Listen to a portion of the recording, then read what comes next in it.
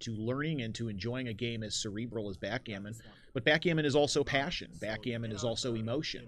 And I hope that's what I can bring to the stream. Some excitement where it's necessary, some suspense when needed, and just some enjoyment. You know, whether that's shared commiseration, pain with one of these players, there's the handshake, or joy at a fantastic outcome. And here's the opening rollout, 6-5. Everyone loves that. Lover's leap for Mochy, and here's Cone Geyer. And we are underway here in round one of the LA Open. It's a 3-2, and he's going to split and come down. I personally love that move, 13-11. I would have done a double, frankly, 13-11, 13-10, but I'm not the one enrolled in this major tournament. So Mochy's going to take his time here with a 6-2. Kit, would you like to commentate? And what is he thinking? I have no clue what he's thinking. I don't know what I'm thinking here. 6-2, the board's advanced a little bit. He made the leap with his first roll. John, can you sit over here? Oh, surely. Kit Woolsey join us. Yeah, yeah. Kit, this is John Dreska. Hi, John. Hey, good to meet you. Please make yourself comfortable. That water is for you. Oh, you have your own water? Oh, yeah, right there. So that water is for you. Great. So, a moment has passed and the game has advanced a bit here, and Mochy uses his 6, I believe, there to advance his back piece and also add a builder to the 8-point. This is Mochizuki playing silver, and he's going to rethink that. And Cone Geyer. What does he have? The whole roll or just part of it? 6-5. He used his 6, and there's his 5 there. Yeah. This is really clear.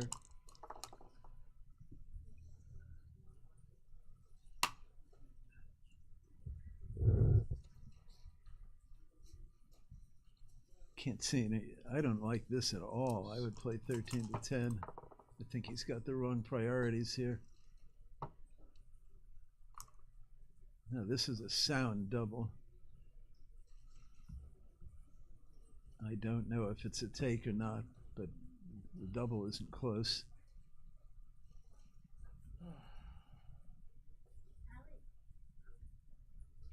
What's motivating that thought? I don't know if it's a take. But the double. I mean, I know. I said. I know it's simple to you, but to me, why would you double? If I don't know it's a take, I double. It's as simple as that. Okay, can you make it simpler? What about this position is good? I'm just asking for the layman. There's one on the bar, right? The guy's got one on the bar. You've got the 5-point. I mean, you're winning in every aspect of the game. Yeah, that's what I'm asking. Just to break it down for someone like me who's not mastered the doubler yet.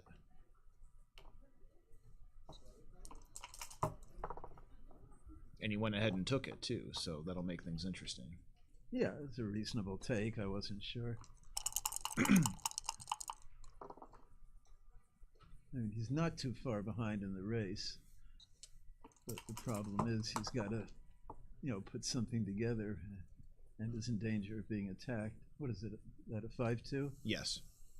So the 2 is easy, 6-4.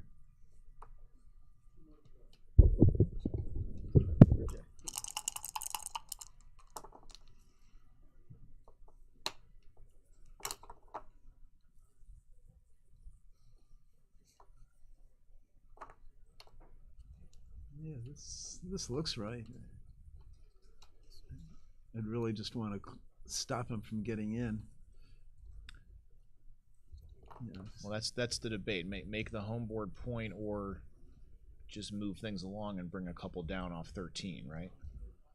I mean, he's playing a blitz structure, and every roll that Mochy's on the bar increases the danger of getting gammoned.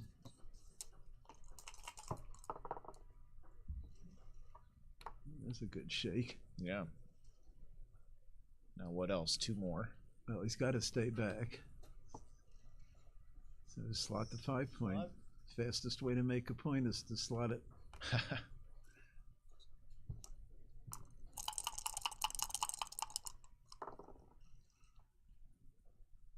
Was that a 4-3? That's right. It's not ideal. About all he can play is 13-9, 8-5. Mochy has a chance. And that's why you stay back on that 2-point, because now you have more potential shots, right? No, I stay back on the 2-point because my opponent has less potential shots. Okay. I don't see any point in running, so I just play 11 to 5, 8 to 5. If you run, you're running in with a losing game. And you must be down. I haven't counted the race, but it's certainly down by 20 pips at least. Oh, thank you. My pleasure. So is audio on too? And granted, Okay. there's some danger of being attacked, but Yes. you know, once you build up a strong board, now Matt has to be a little careful about hitting loose. That's it. Just what you said. Yep.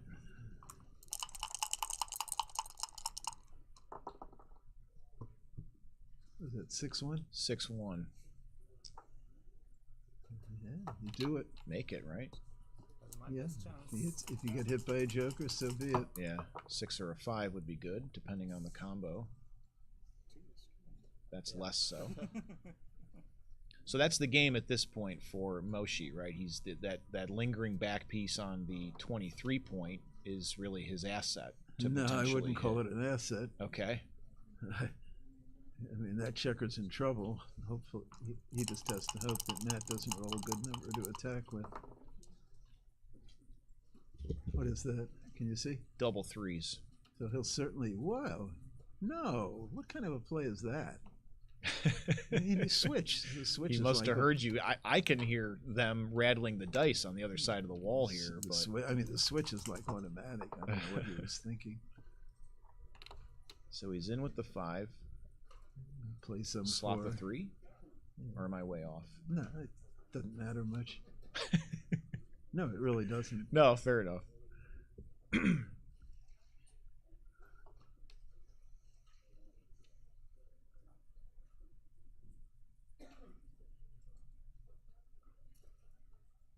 I wouldn't do this. Hmm.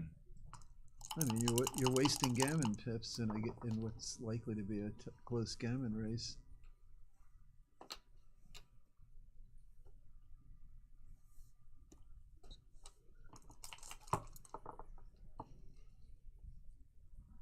What's that? 4 is a pair? Double 4s, yeah. Yeah. There's 2.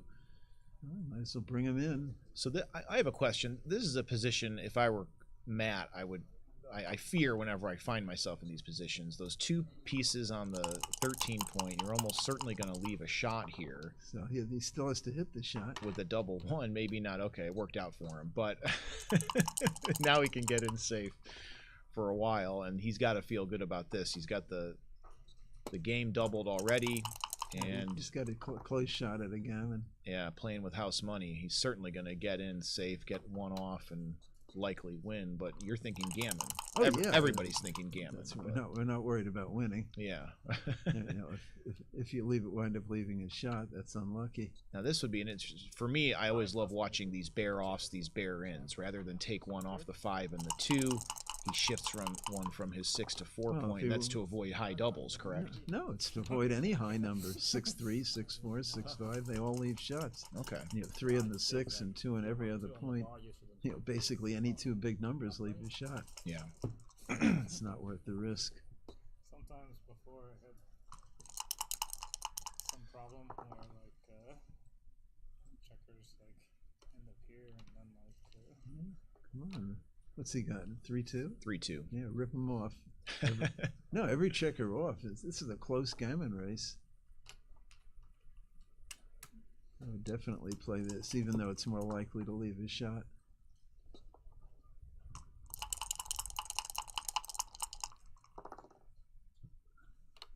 2-1. Slowly but surely.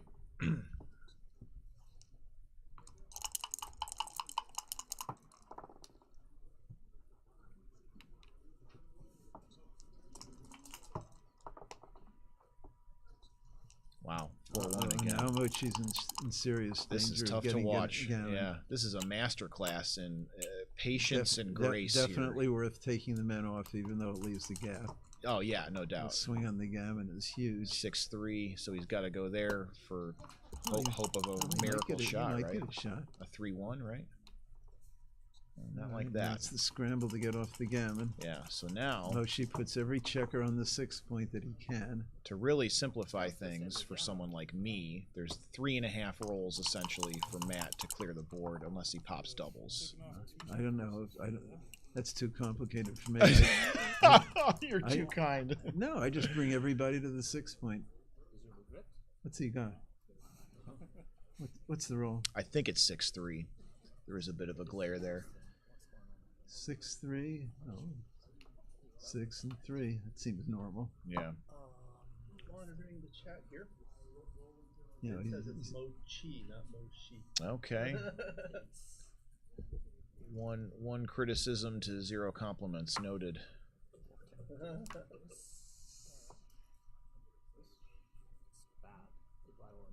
Why would you waste a pip here? I don't understand.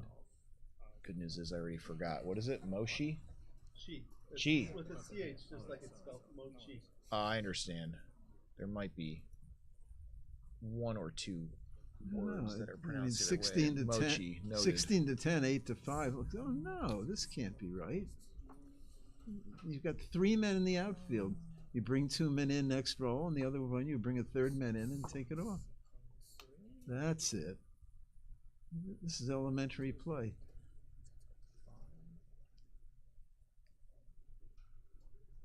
I'm really surprised he's even thinking about this.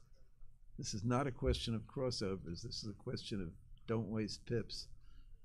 Because he's got the crossovers. 2 men in, next roll. Other roll, man in, man off.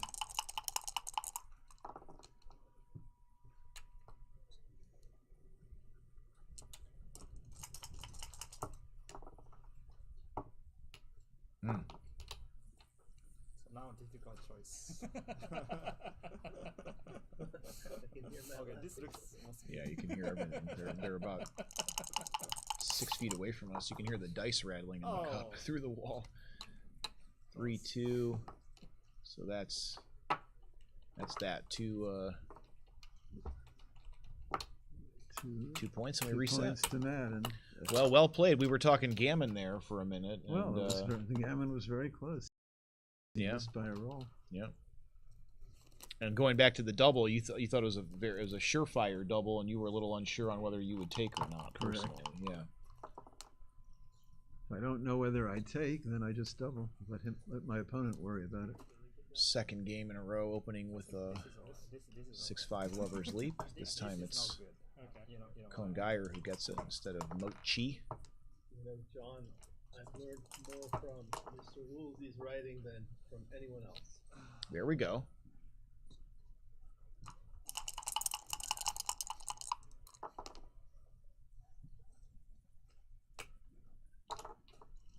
That helps him in the race. He just has to make a race out of it. Yeah.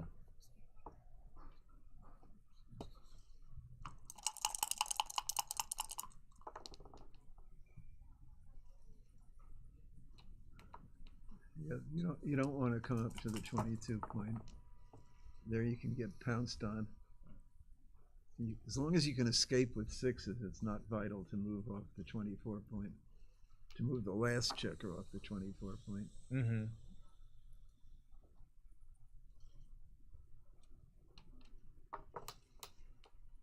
So if you were Matt Cone Geyer, you're not sweating that lingering straggler yet.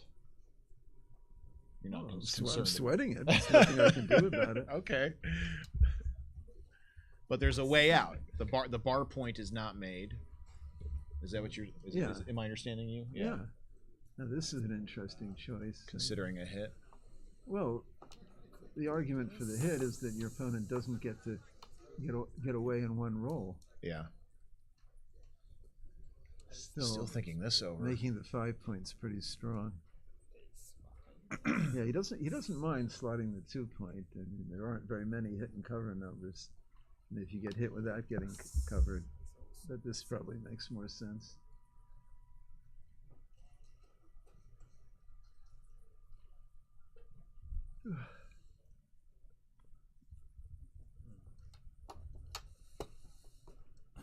He went the other way.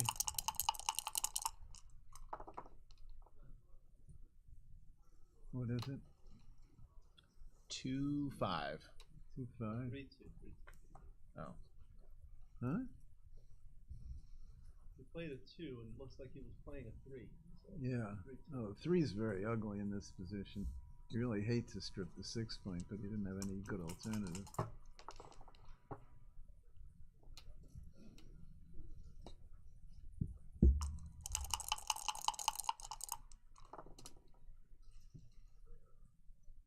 Ooh. Ooh, this is a bad roll. This is a really bad roll. I think Mochy has a double here. This is his only safe play, which just destroys his position. I think this is a clear double, and again, I don't know if it's a take. Well, there's one. Assuming there is a double, and you're Matt Cohn Geyer, you got one back there. You know, what would you call that? A partial prime or essentially primed? I'd call it I'm in trouble. Okay. Also, there it is, as predicted. Also, Mochy's got the golden point made on the other side of the board, and that board is slowly degrading. Well, I mean, the only thing... The red home board, that is. The only thing Mochy has in his favor, I mean, that Matt has in his favor, is the race. You know, he's doing fine in the race. Mm-hmm. But the point is, Mochy's going to go after him with all guns. Yeah, you know? he's staring down a... Well, no, the fact that Matt had to blow his board with the 5-3 made a huge difference in position. I think I'd be inclined to let it go. It's just too many bad things. Look at that. Look at that face. That's the face of a man who's torn emotionally. Head, cradling his own head. That's that. Looks okay. like Matt agrees. Yeah. Just an opinion. I'm not a scientist. And they waste no time. Kid, I was hoping to pick your brain a little bit, and I'll have to wait for another opportunity.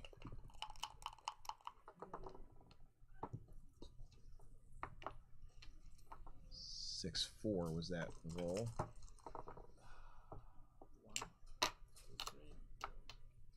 It's a nice roll. Mochy.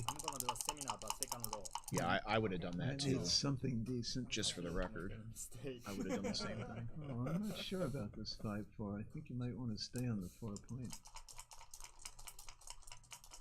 Matt elects to run instead. Bold strategy. Let's see how it works out for him. A great roll. Now Matt definitely needs a decent roll, or he's going to get double. What is it? 3-1. 3-1.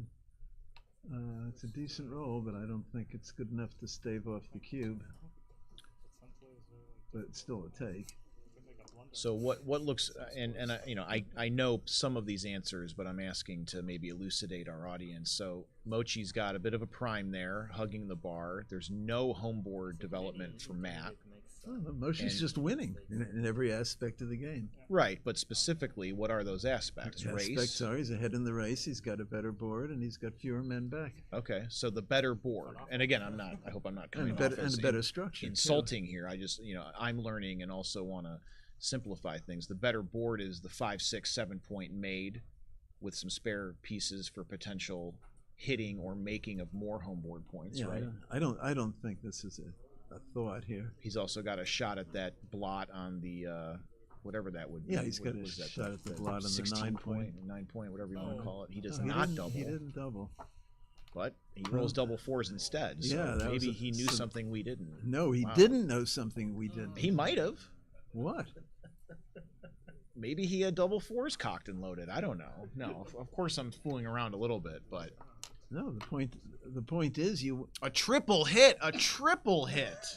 You want to double in this position before you roll the joker, not after.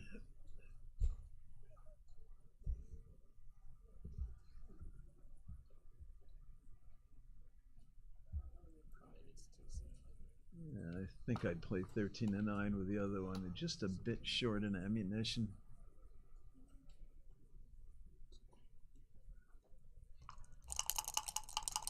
Now, unless Matt rolls well, Mochy will be playing for the gammon. Now it's an easy pass if Mochy doubles. Mochy probably has a play on. I mean, nothing bad can happen. Well, why would he not? Because he thinks he could pull a gammon, potentially? Yeah, there it is. Double pass. Well, we know it's a pass. What you're looking at is what is the danger that your opponent will snap back into the game on one exchange, not down the road, but on one exchange.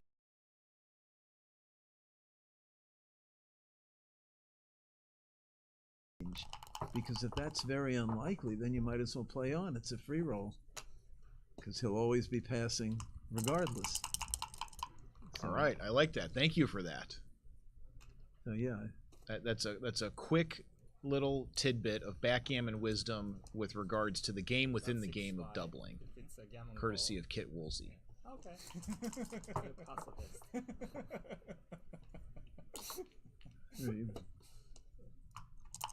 Bring 2 down. I love that move. Well, he's got the heavy 6 midpoint. It's an easy play. Yeah. Ooh, only one move I like better is that move. Oh, Slot 11 This and 10. is not so clear.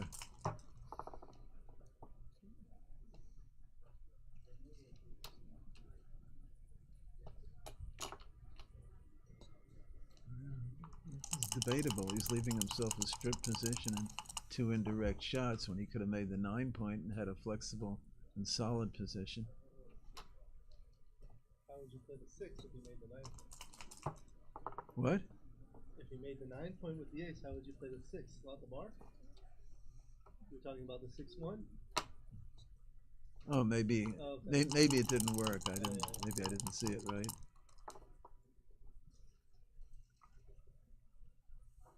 No, he's Soft touch there on the roll. Yeah, he doesn't want to come in on the 4 and leave himself, jokers. But if he comes in on the 2, his 4 is ugly. His 4 is really ugly. Yeah, this is tricky. Well, first of all, Mochy has a clear cube here. So Matt has to decide whether he's going to take the double.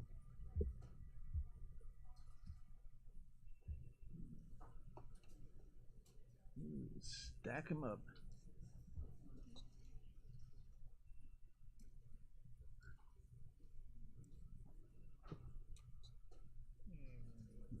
There's the cue, as expected. Oh, Matt's boy. thinking about it. Well, yeah. I mean, he's not doing badly in the race. I don't think. 4, 3.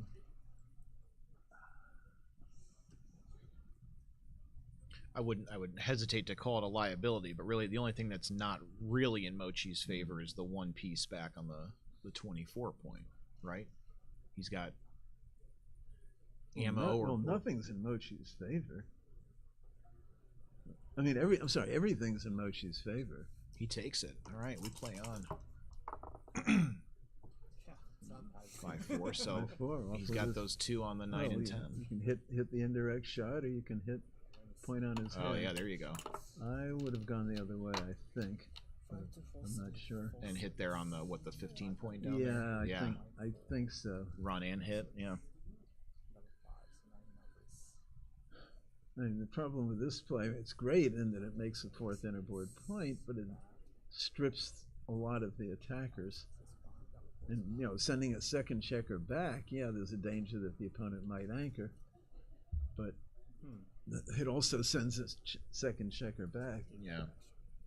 Well, he's thinking about it. There you go. Maybe he takes it back. What's up here? There you go. So that was your call, wasn't it? Well, those are the two plays. Yeah, but that was your first. That was your first pick, wasn't it? I'm not sure. Okay.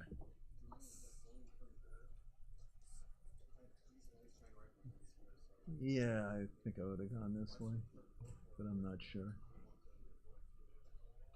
Neither is Mochy, it would appear. He's still eyeing this, which is really fascinating, in my opinion, to watch these,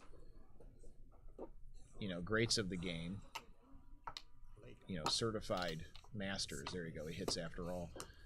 Debate, who knows what's going on in their mind, but the more time they give us to watch, it's just interesting. What's going on in their mind here. That's not very difficult to see. What's that? What's going on in their mind? Which play is more likely to be successful? Oh.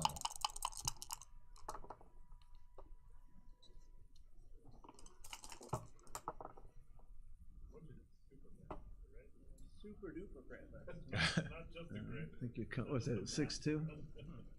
Huh? 6-2. So Yeah, they come out with a 6 and bring it to you down. Go after the second checker.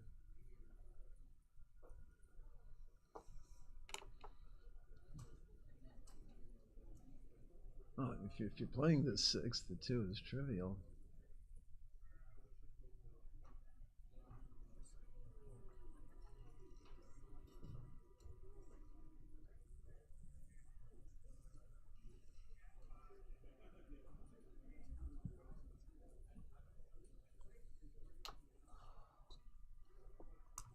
Yeah, that's the right play.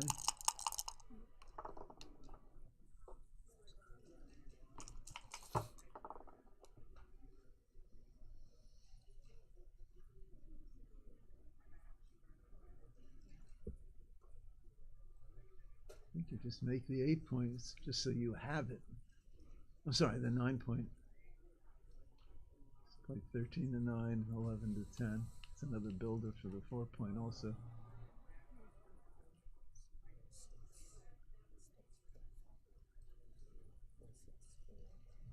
You can't play these positions in fear that the opponent's going to roll a joker. You just assume he won't. What's the joker there? 4-6, right? Had he gone through with 4-6, it? double 4s, you know, Yeah. anything which enters.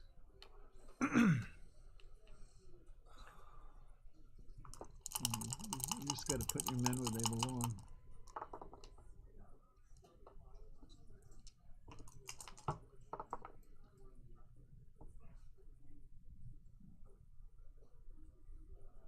Well, looks like 13 to 8.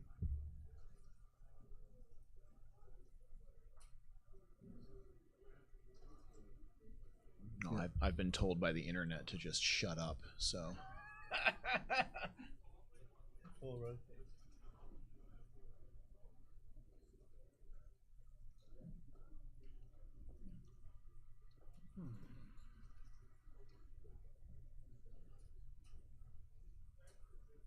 I just don't see this. So,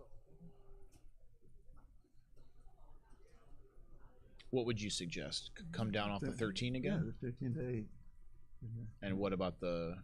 Then you'd have to make the 9, right? With the No, 13 to 8. Or one. oh 13-8. I beg your pardon. Okay.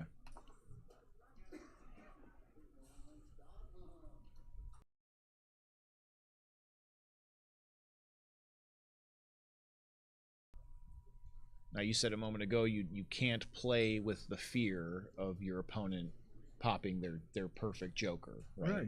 I mean, unless that's the only thing that can beat you.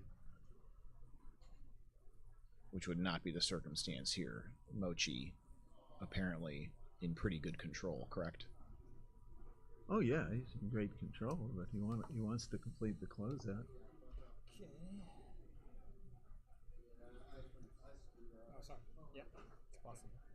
I just don't see this approach. This doesn't make sense to me.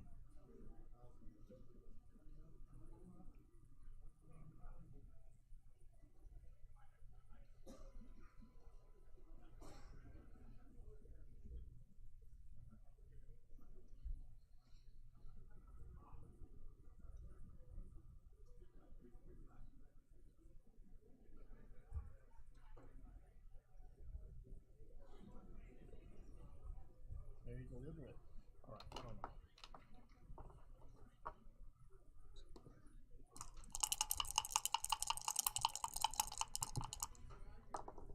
Fours, 4-6. Almost. That was promising. Get that checker safe. And now Mochy gets rewarded for his last play because he's got firepower. Compromise. Let's see how much. What 4 are or you- 5 got him. Oof. There it is. Ooh. Well, yeah, but if you don't have the builders there, he wouldn't have made this roll. Of course.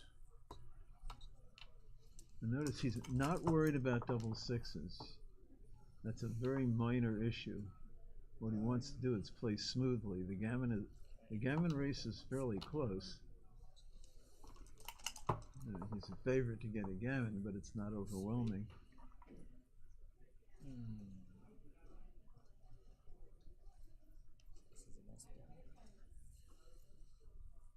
Well, the alternative is to play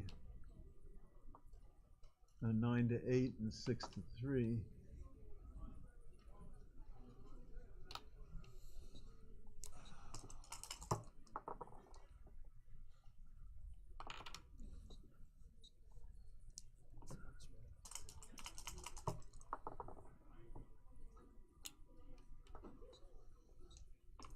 Mochy's doing well here. And Matt has to get in very quickly. I mean, even if he does double fives, I think was that roll. Even if he does, I mean, a gammon's inevitable, right? No, if he gets in, the odds are against the gammon. Even here, if he gets in, the odds are against the gammon. Or it's very close. Wow.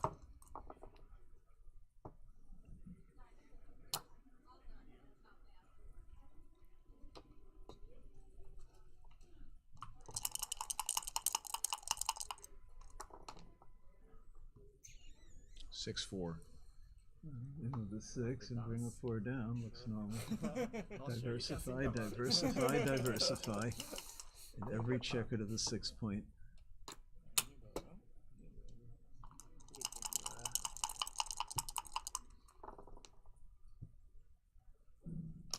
2 is easy. You don't have to think about that.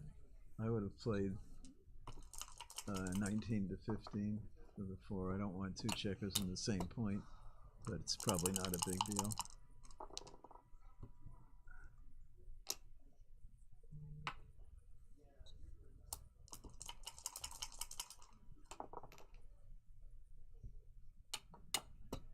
Yeah, I think he may have misplayed the ace. Might be better to play 8 to 7.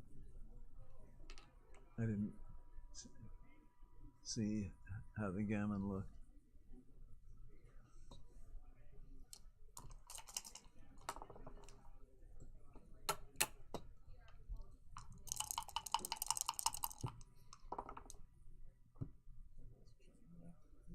It's official.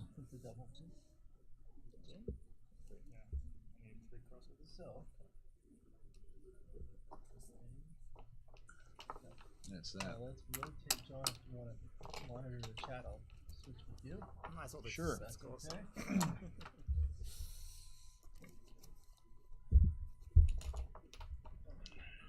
All right. So 6-2. Now, one of the first books I read on tournament backgammon was yours, Kit, and I learned a lot about playing matches. Let me know in the chat if you'd like me to read the dice. Some people prefer that. Yeah. I'll read it for you. Okay, 5-2. Definitely read the dice. I have a difficult time seeing. Yeah, my pleasure. Normal play. Now 6-4 comes in and hits, and then out. Right there. 5-4. Hitting is better than making the anchor. Right. You don't want the opponent to play with one man back. And you don't need the anchor. It's not like your men are in trouble. So now 5-1. Do you consider slotting with the ace? You're talking about the second roll? No, certainly the natural play. But part of 24, 15 to 10 isn't so bad. You know, it doesn't leave your opponent much, and you still got a decent structure. Yeah. So I never love having 2 checkers on the 24 if I can split.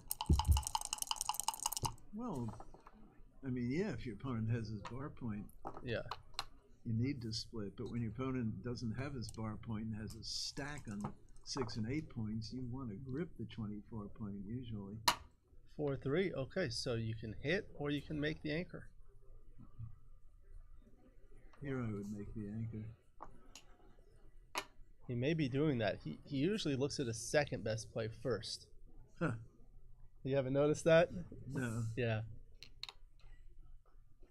One time I asked him why he does that. He says, I don't know.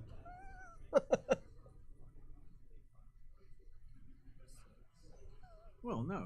I mean, it makes sense. You know, he wants to, you know, let's say he thinks making the 21 point is right. So he now makes the other play to look at the alternative and see maybe he's not seeing it right. So it makes some sense.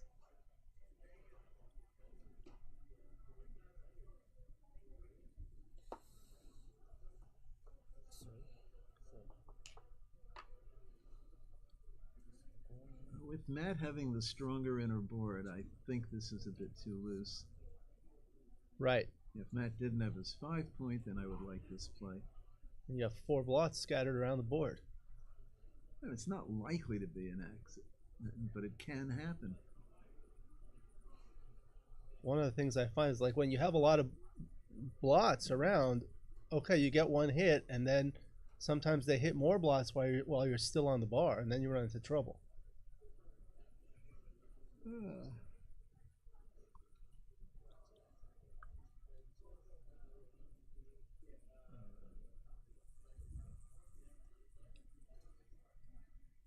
Well, he's pondering it.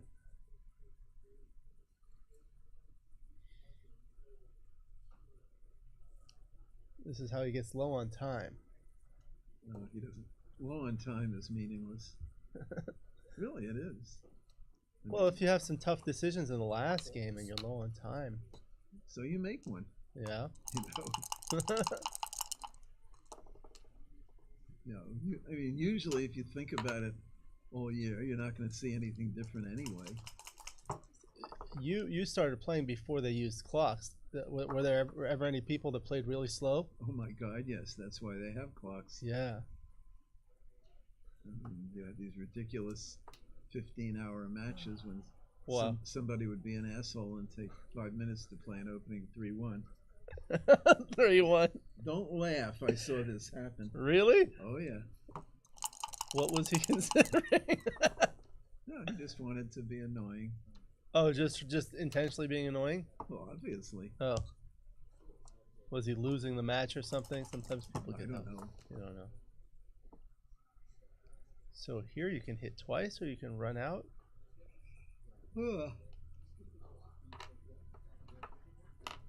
This is thematic with more checkers in the zone, even though you're outboarded. No, it's not very thematic. I mean, I guess there's not a good alternative, or not a great alternative. Oh, running out's quite reasonable. Yeah. So the double one's good. You slot the back of the prime with the final ace. Oh, there's no other. There's this, but now I don't understand that. I mean, I guess he's trying to see if like 5s are not good elsewhere. The 5 will come out, but I think I would have played to the 9. It also decreases the hitting rolls on the 10 point versus the 9 point. So there's the 2 and the 5 comes down. Okay. Mochy doesn't have anything yet. Not yet. So that's a 6-5. So that's a great roll. 6. Well, he's on the 23 point. Oh, he's on the 23. Yeah, you forgot. Oh. Not so great anymore. Not so great anymore. Oh, Maybe that's just interesting. Maybe just 2 down. No, I think he is supposed to make the 10 point. I mean, that is, break the anchor and make the 10 point. That is the 5th part of the prime. He doesn't see it that way. That looks like a 5-1 or a 3-1. Probably 5-1. 3-1. 3-1. There you go.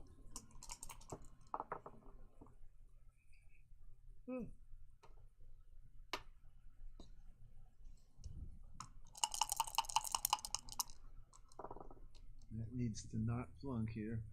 That's a 4-2. Oh, 4-2? Yeah, I don't think he gains that much by the loose hit. Because, you know, coming in the 23 point is no bargain. You know, Mochy's getting close to a cube here. Now Matt has to roll well. Despite the score.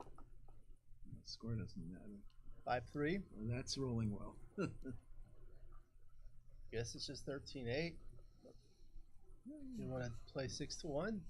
Both reasonable. I think I'd go with 13 to 8, but I'm Yeah. not sure. Can't. Oh, 6-3 hits. Great roll. Well, that's the problem with that play.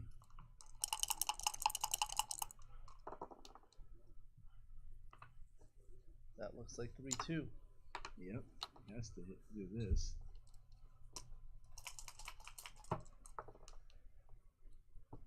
Four two.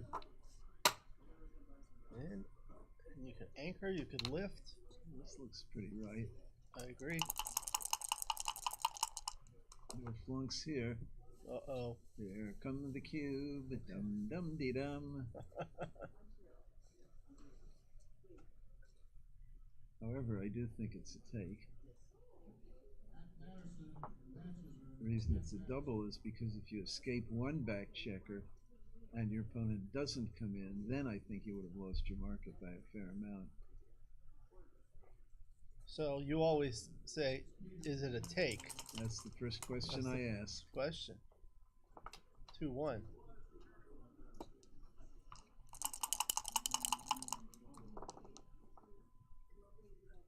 (5-1) or 4-1 can't come in. 5-1, and I believe, if I'm not mistaken, Hossein Paknahad is transcribing on Mochy's channel, so thank you for that. 5-2 comes in and plays behind. Double 2. Can't move the back checker, so I think you just have to eat it. Don't leave a direct shot. so go to the bar point, or like 15 to 7 or 10-8 Well, or no, I play 15 to 11 and then 10 to 6. I mean, you want the spare in the 6 point, not Right. on the bar point. It's just thematic. You can't have too many spares on the 6 point. right. And there's one more, right? No, he's got 3 more, I think. I mean, one more after you would play 10 to 6. So like that, now 10 to 6. Well, obviously.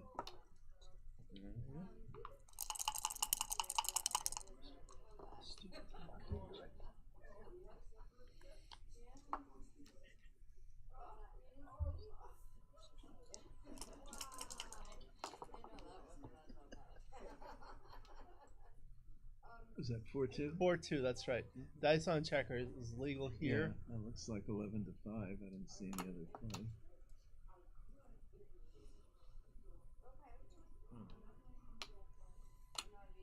Oh, that's aggressive. Well, I don't like this. I mean, you want the spare on the 6 point.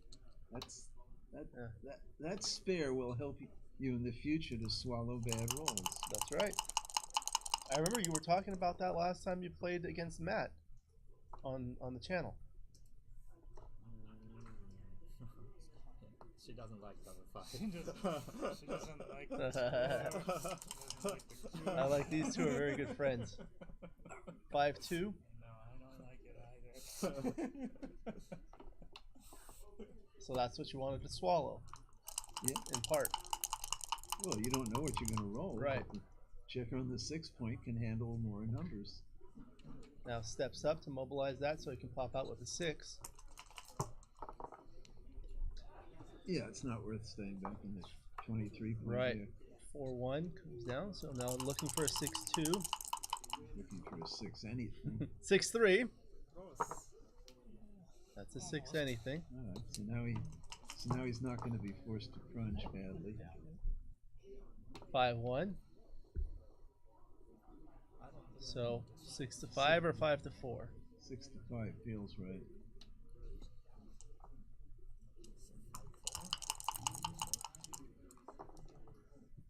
Double 6. Whoa! I didn't think about Guess it. you have to go. Let's take a little pip count here.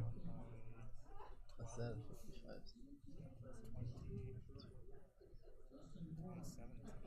93. 6. 93 to 76. So down 17.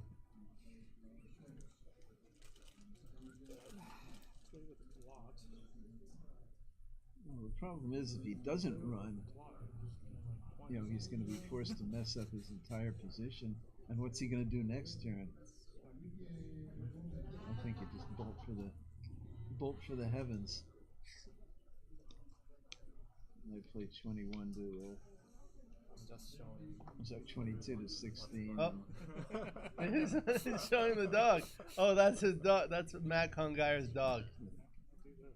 This just looks so ugly. It hurts you in the race, and you don't really gain that much as far as shot hitting goes. And now if you hit a shot, which is unlikely, you know your board's a mess, and you have to play next turn. You know, where are your fives going to play? Where's anything going to play? The other thing I see about Blue's position is, like, with those checkers on the 7 and 8, if he rolls large numbers like 6s and 5s, they get dumped deep, which is not great for the race. Now this has some merit, actually. A middling play. Yeah, well, it leaves it keeps the board in position, leaves some chances, but you know, it does risk a gammon, and it does. If you get attacked, you may lose all your racing chances. So no, I would come out with the other.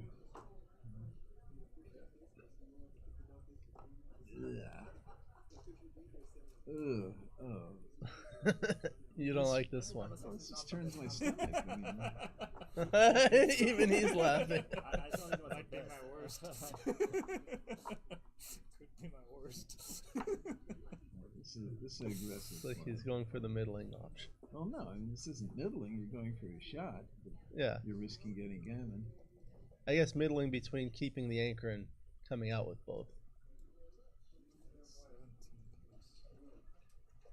No,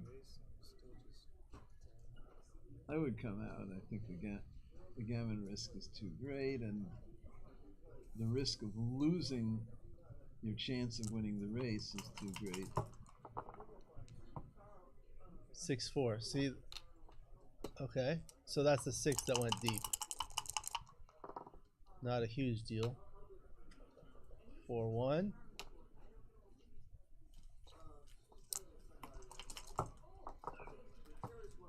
Double 2. Great roll. 2, 3, and then 7 to 5. You know, this was the danger of staying back with 1. This is true. All right. Now it's a bad double Being 6 greedy, or double which 5. is the Yeah. right thing to do. 2, 3, 4. Okay. Take as many men off as you can while holding the board. 6-3. Probably not a gammon, but Matt does have to get in reasonably quickly. Got in quickly there. 6-5. All right, the game's over now. Okay. So we'll watch this play out in the race.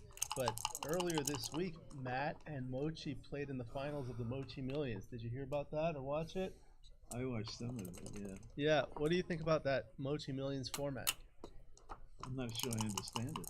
So everyone that buys in gets 8 chips, and each point you win is worth 1 chip. So a single gets you 1 point, and there's a Jacoby rule. So if you want a double gammon, it's 4 chips and so forth. So you play either 5 games against a random opponent or 30 minutes, whichever ends first. And then you're paired up with someone else, and after a few rounds, the cube starts on 2, and then 4, and so forth. And it's basically last man standing. Oh, something different. Yeah. It attracted a lot of good players, like Matt came here, David Wells. All right, so 8, 5 away, 11 away. So Mochy is working on a book about doubling in the 5-point match. He calls 5 away the stupid score. Did you know that? No. Yeah. I think it's because if you win 2 points from 5 away, you get to the awkward 3 away score. Well, yeah, your opponent can take very aggressively. Right. If there's little gammon danger. Yep. 5-3.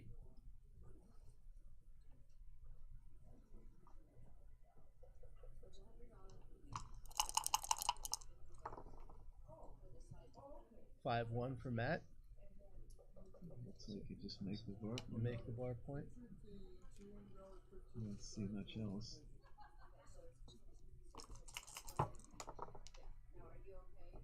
Double 3. Okay. There's a nice roll. Insta board. 6-4.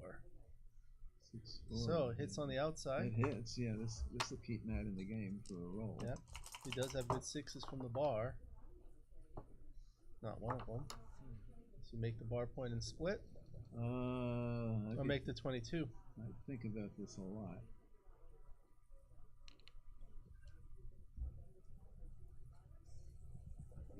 So this is the second play.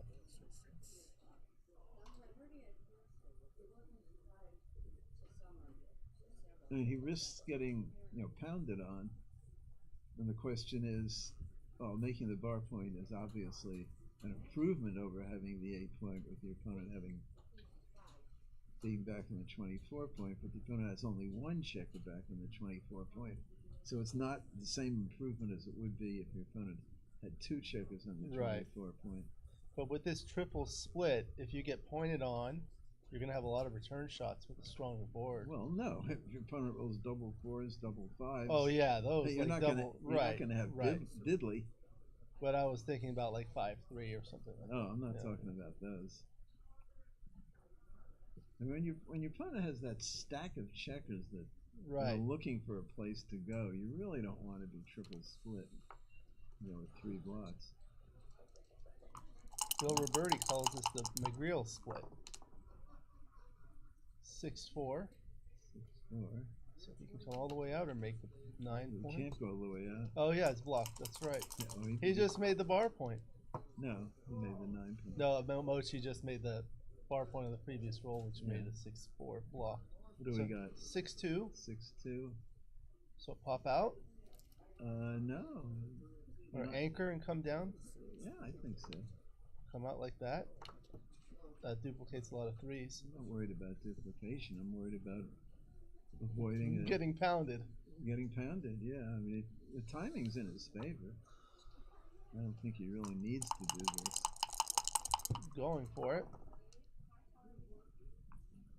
What is it? Okay. Hold the mic a little closer to you. Yeah. What's the roll? That is a 1 with a 4, looks like.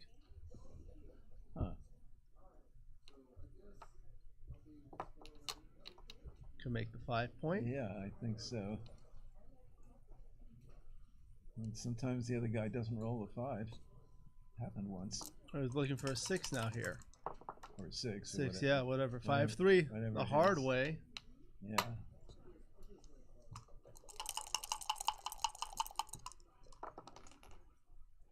Three, 1. So In 1. and Thank hit. you. Where do we hit? Yeah. I think Is it? Yeah, it's even possible to split. No, I don't like that at all. That just gives your opponent everything. I think I just play 6-3 hit. The benefit of that would be unstacking the 6 point and not leaving 2 blots. Yeah, And keeping the midpoint. yeah, that's pretty serious benefits.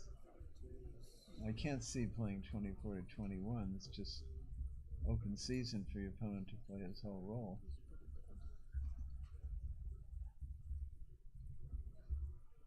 In other words, I don't think Mochy's at the point where or Matt's at the point where he's desperate to move the back checkers. I mean, pretty desperate, but he's got 2 men in the midpoint, a spare in the 8, spare in the 6 to swallow some bad rolls.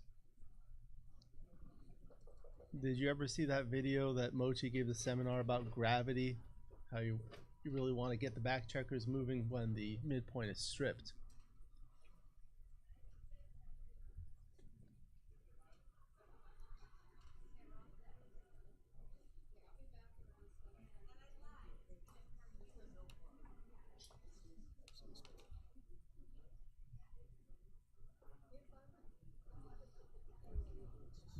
And the problem with this is if your opponent rolls a 6, he's out. If your opponent rolls a 2, he attacks. And in other words, you're going to have to produce on your next roll. Whereas if you hit with a 3, about all your opponent can do is hit back if he rolls a 3. If he doesn't, then you're in pretty good shape.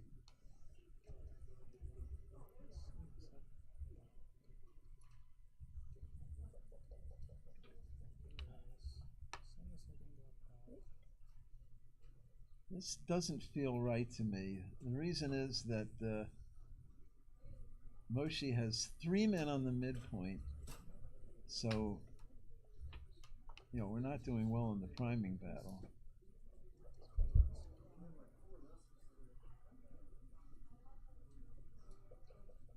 Well, maybe splitting is right.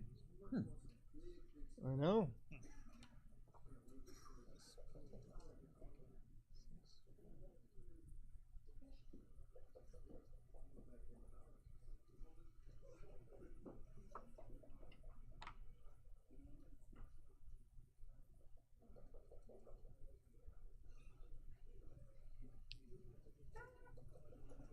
Well, this would be my choice still.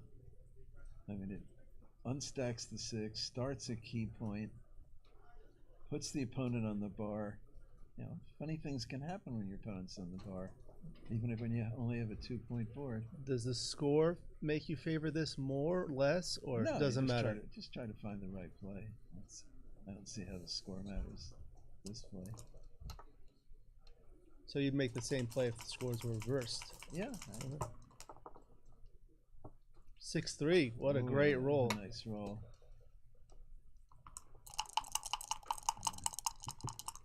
Now Matt needs something decent. Double 2.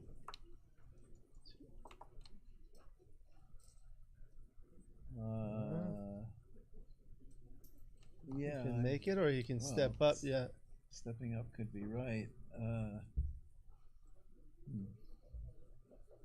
Kind of like the stepping up. Yeah, I think I'd go with this. Because you're basically slotting an anchor that you want to make. Well, if you make the 4-point, you're making a point you want to make. Right, right. That goes both ways. This is true. But the point is, stepping up, you now have coverage on your 9 and 10. On the opponents, yeah, right. On his 9 and 10 points, which double you really 5. Need. Double 5s. So the question is, you make the 2-point or not? No. You don't have to worry about that 5' on the other side.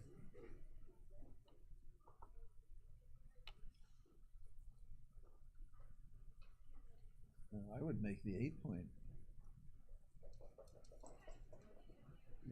That's the 5th part of a prime. I would make the 8-point and probably double the next turn. Unless Matt rolls a joker. So this is something that a lot of the advanced and intermediates don't think about. A lot of the times you want to make your play based on the possible upcoming cube action.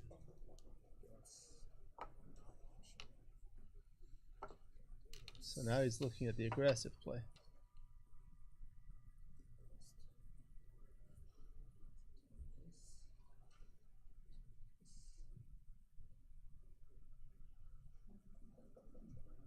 This doesn't feel right to me. If the other guy gets in, I mean, then you're going to be struggling all the way. Whereas once you lock up the 8-point, the 8-point and the bar point, then what does he do?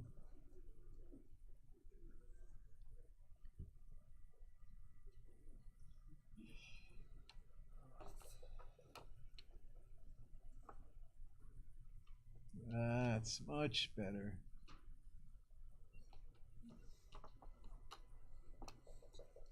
Oh, he didn't do it. Gaz Owen says clear from the rear. Vin says you can't cash with this play. So when does he have a double at this score? At this score, I think he needs better than this. A little bit more work to do. Well, the point is, your opponent's on the defensive 2-point and has a sound game. So how do you lose your market? If you grant that this is a take, right, clear take, then what's your big market losing sequence? Maybe the opponent cracking with something like double 5. That's a 1 and whatever. I'm talking about normal rolls. Right.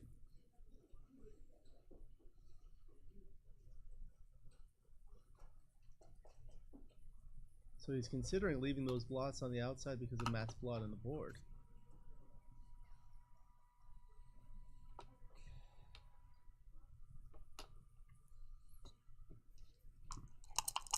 I'm not so sure about that. Could be right. 6-1.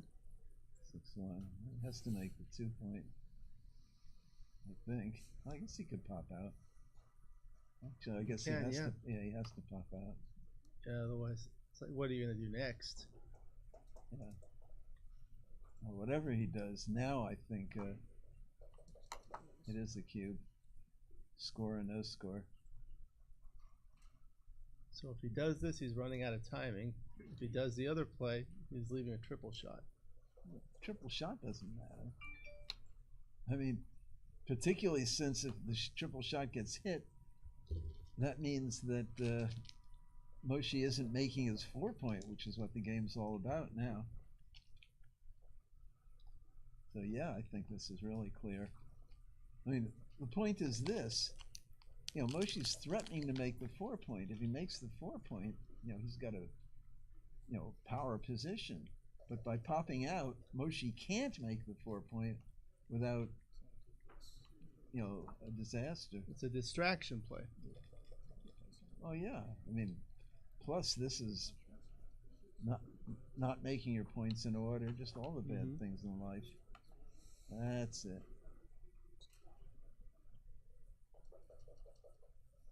Now he's thinking. Oh yeah. I mean, I know I would take, but it might be a cube. He's not really threatening that much. No, I'd wait. At the score, an even score, I would double. Still think it would be a take. When you have the defensive 2-point with the 4-point open, you know, you're going to have a lot of play, and the gammon risk isn't going to be that great.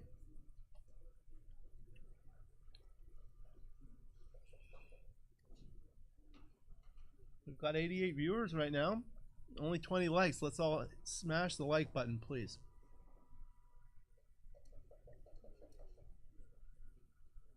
So he's looking at what's going to lose his market.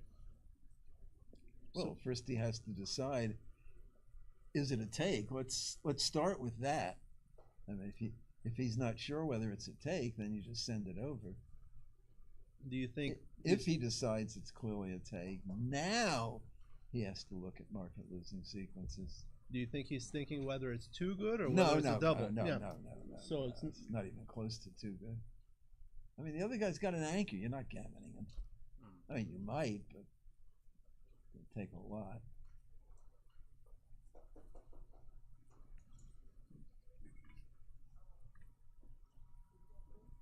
So what would be market losers, like making the 8-point followed by a fan or an awkward roll like a 6-1 or 5-1? You know, anything good if your opponent doesn't respond. For example, let's say you roll a 6-1 and just make the 3-point and you don't get hit. That's a pretty hefty market loss. Yeah.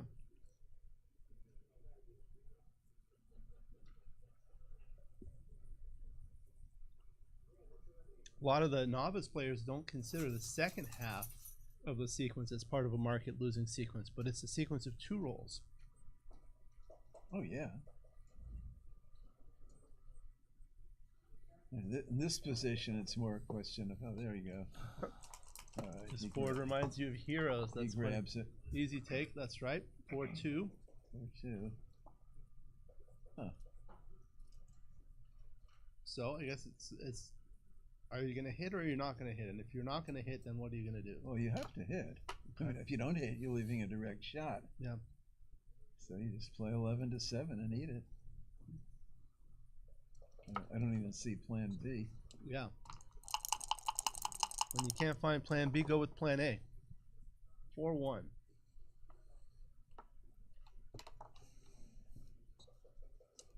All right. He's looking to fill in that 4-point. Can't do it with the 5-1. I think you have to make the 8-point here. Play 13-8 and then 7-6. Yeah, I think you have to take your chances. I mean, that's so strong. You mentioned the spares on the 5-point. They're particularly strong when you're trying to bear in against the 2-point anchor, because 5s are forced. Once you clear the 8-point, 5s are blocked from the 7-point, and you need them to swallow the 5s. Well, you just want to get rid of the bar point. Yeah. You clear it as soon as you can. They say this board looks like Backgammon Heroes. Well, this might be right. I mean, Matt does have a strong board. And you know, Matt's structure is good enough that if he hits a shot, he can win frontwards. But then you have to make the 4-point by brute force. Well, you're gonna have to do that anyway. No, I think I would make the same play. I reconsidered.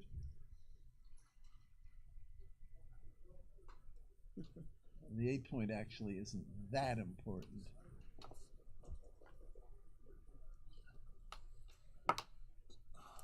All right, finally goes for it.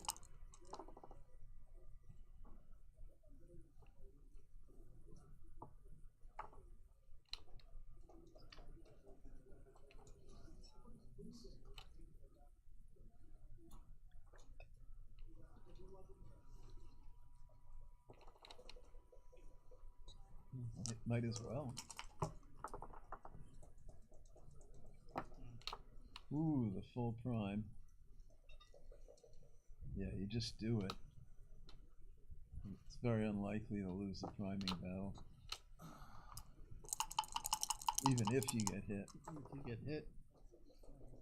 Well, now it's interesting.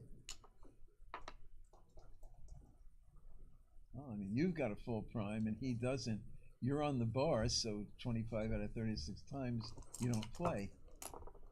They are the awkward aces. Anything but 6-1 and double 1. I guess you could swallow 2-1, 3-1, 4-1, 5-1 are bad. Like that. Ooh. I guess you have to hit loose behind. Well, yeah. I think. Well, wait a minute. If you hit loose and the other guy flunks, you've got problems. So, does Matt start thinking? I'm not. Yeah, I guess you had to do that. Yeah, this score, Matt might send it over. Right, the score on the cube level make a difference. Yeah, this would not be a money redouble at all.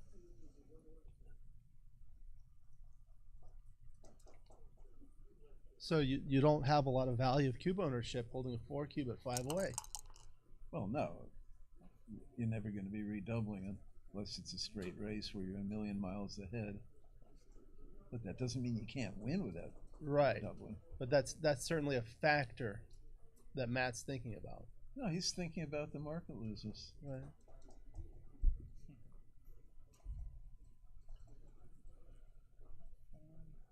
And basically, he's looking at he flunks, and now the prime has to break. And he flunks again. I mean, they're good sequences. I'm not sure. It's an easy take, score or no score.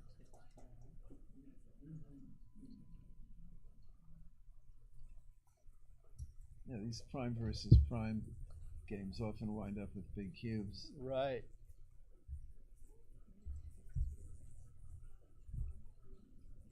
For those of you who have an automobile here, you have parking vouchers.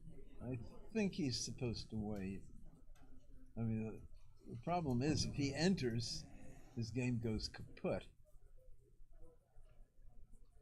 Total kaput.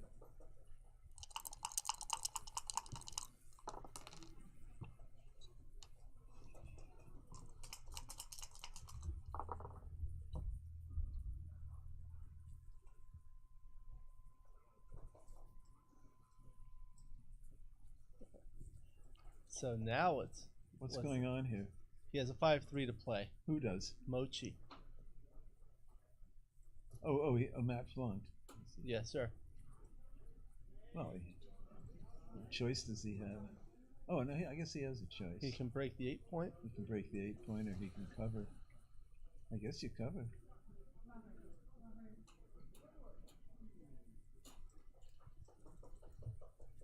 I mean, now that his prime is busted, you really don't want to be hit. A lot of the times in these prime versus prime battles, you're trying to think of if you can make a play that creates anti-jokers that forces your opponent to crack. Well, the question is what's going on with the cube here. That's what this is all about. So do you double no matter what is red? Oh my gosh. I think this is a must double. And then the first question would be, is it a take? Yeah. How can you not? You know, just because you're ahead 8-2 doesn't mean you can't win the game.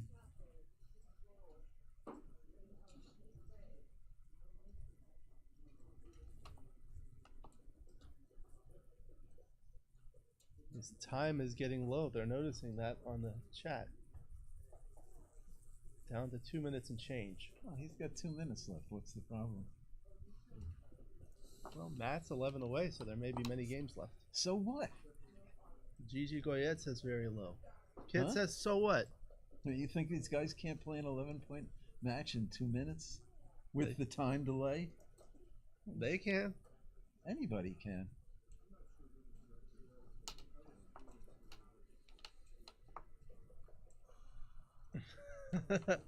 Gigi Goyette says hello to Kit.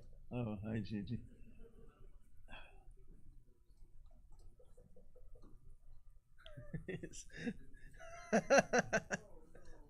Well, this is however he plays it. This is a must double. This score, when you have a chance to jack it up to 4 in a position where one roll you could be blowing him out of the water, you just do it. There you go. And he takes. Well, Okay. He had decided he was going to take. Right. He was obviously. thinking about that when he made his play. 6-4 can't Oh, come in. Good time to stay on the bar. 6-4. Oh, Sixes, boy. fours. No, unless Mochy cracks. Cocked.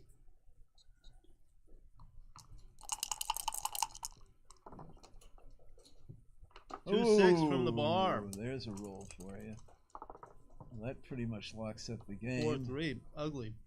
No, it's not ugly. And of course, there's the spares on the 3-point. That's where you want him.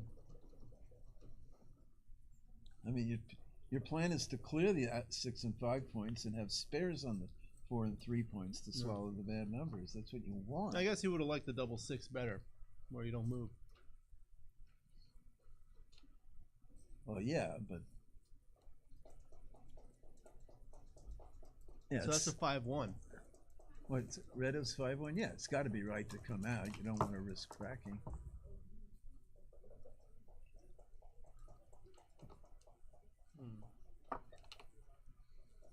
So, does he clear the 5-point or does he point on him? I think he's supposed to do this. Just try to not leave another shot.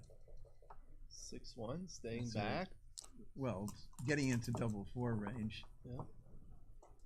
4-3, so the 4 is forced and the 3 lift. Now he's looking to pick up another checker with the 2. He could. 4-1, cannot come in. 6-3. That's Okay, not. That's not very good for That's Mochy. nothing to write home about.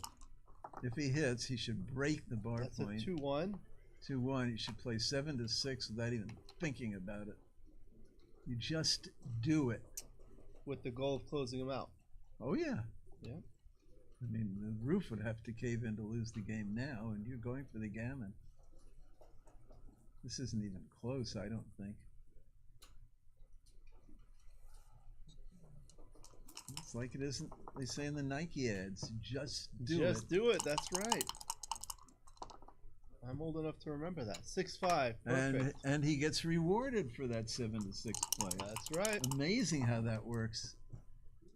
4 and a 1. Yeah, now he should play this fairly. Oh, it's a double 4. fours. Okay.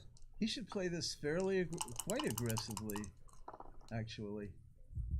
Gammon His on a 4 opponent- cube gets you to. Because opponent has, well, his opponent has no board. The gammon race is going to be close. Yeah, just bring him in.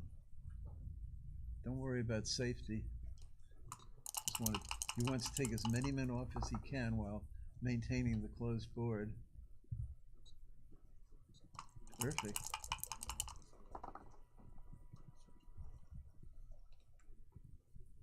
Perfect. Gammon value on a 4 cube at 11 away, 5 away is 0.807. Well, I don't know what it is, but I know he wants the gammon. You don't memorize these numbers like I I do? have no idea what they are. I just looked it up on XG. To me, they're meaningless.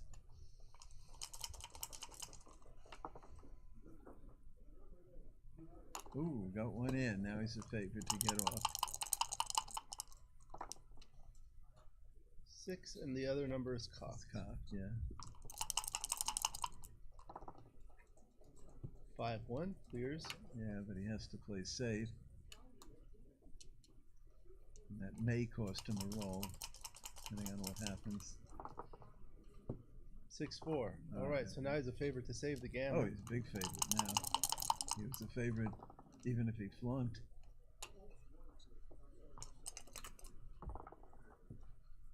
Double 4. 1, 2, 3, 4.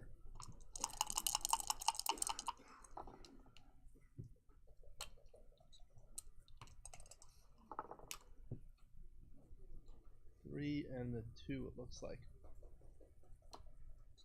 3 and a 4.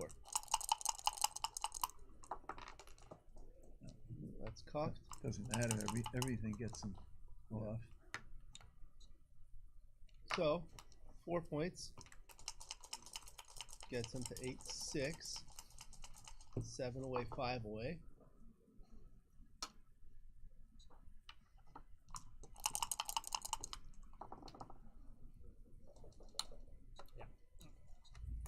All right. Short trick. Okay. So now it's 7 away, 5 away. How aggressively are you thinking of playing? Similar to money, a little bit more aggressive. Well, it depends whether I'm ahead or behind. Well, you're behind 7 away, 5 away. Then I play more Oh, they're aggressively. going to take a break. Let me put that. Then I play more aggressively. That's easy.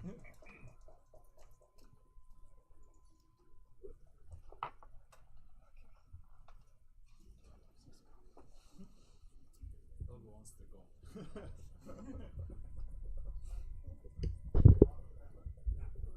me show you. I'll show Mochi. Oh, you found it. Yeah, that's Yeah, is this the way or is this the this other way, yeah. Ah, okay. Hey, Hey, you're watching from there? I'm reading the chat. It's so funny. Yeah, is it extreme gammon analysis on or No, I'm just putting it. Nero is one of our social players. Hi. What do you mean social players? No tournaments. Nothing Ah, tough. okay. You know, like Easy Remy. stuff. Uh-huh. Yeah. Yeah, good to meet you.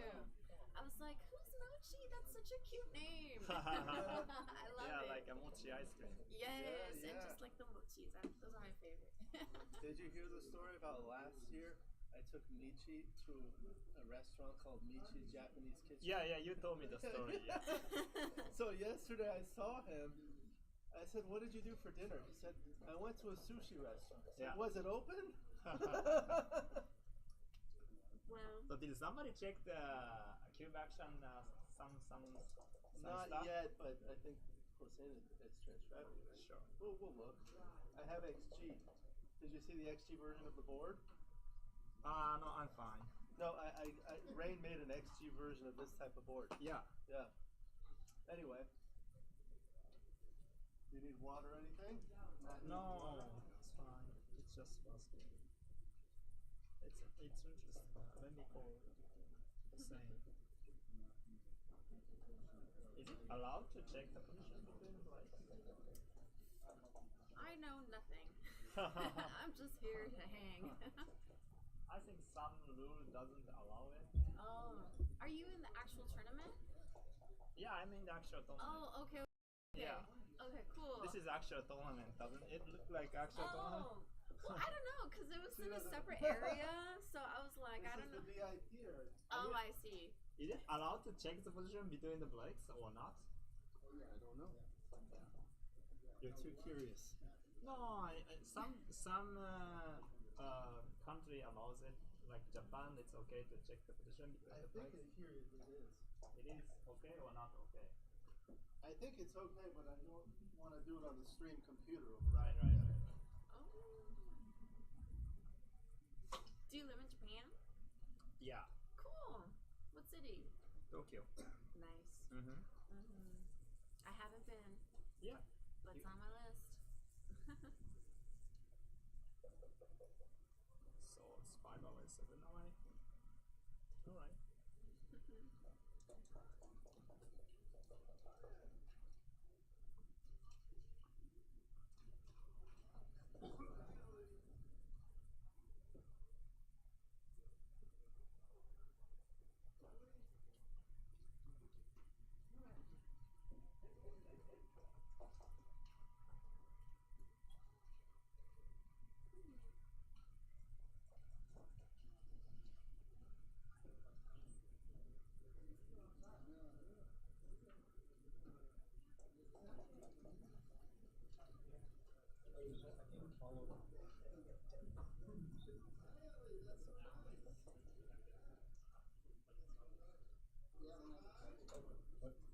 Which is weird because they're both for the ball.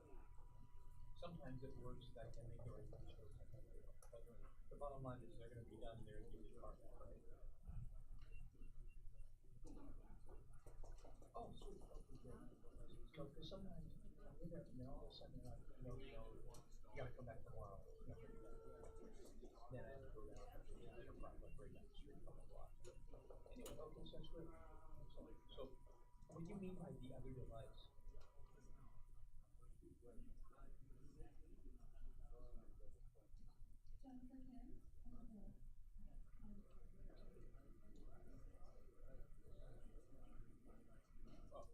Oh, we need to do that? Okay, but they gave us the phone. Okay, sweet. All right. Excellent. Thank you very much. I really appreciate it. All right, take care.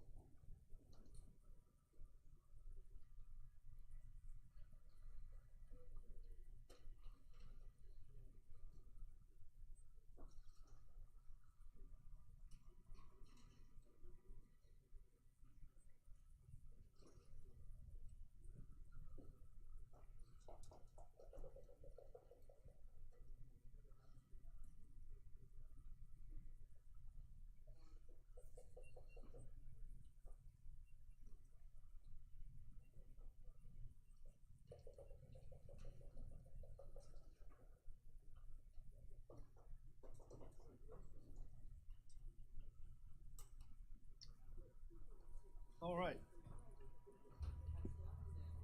We're on a short break.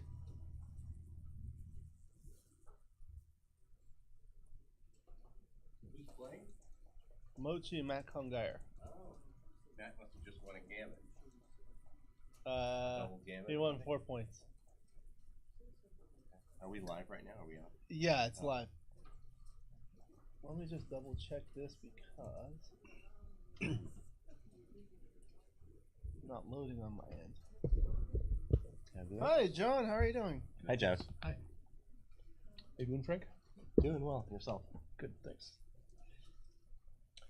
Hey, Alex, I'd like to talk to you. Yeah, about sure. Something I'd like to try and do. Sure. I'd like to get together a roundtable of 3 or 4 advanced players, open players. Do you want your seat back? Alex asked me to come up, so I thought Sort of a roundtable discussion. come on up. No, it's all good. It's gotta be Are you? pretty real. I brought some microphones. About a topic, or you mean on the stream? No, just a separate recording all of its own. Oh yeah. So I brought a camera. I've got up to 4 microphones that we could use. I've got a mixer. Okay. You wanted to do it this weekend? Yeah. Okay. Is there another room that we could use, or is this the I only would one? check with Candace. Okay. There's that lobby area outside the elevators. Yep. Be nice if we had an enclosed room so we don't get I any know. noise. Maybe check with Candace. Okay. Thank you. Yeah, Yeah, yeah. That'd be great. Yeah, I think, yeah. I'd like to try it. Let's see if it works. Well, great. What kind of microphones are you using? These are the I don't know. Why don't we come in? I've got a couple of guests while we're on break. We'll start with John Perner, president of the USBGF. You want to say hello? Well, you're not on the stream, but you just say hello and tell us what's going on with the USBGF. Well, what's new with the USBGF? We initiated a new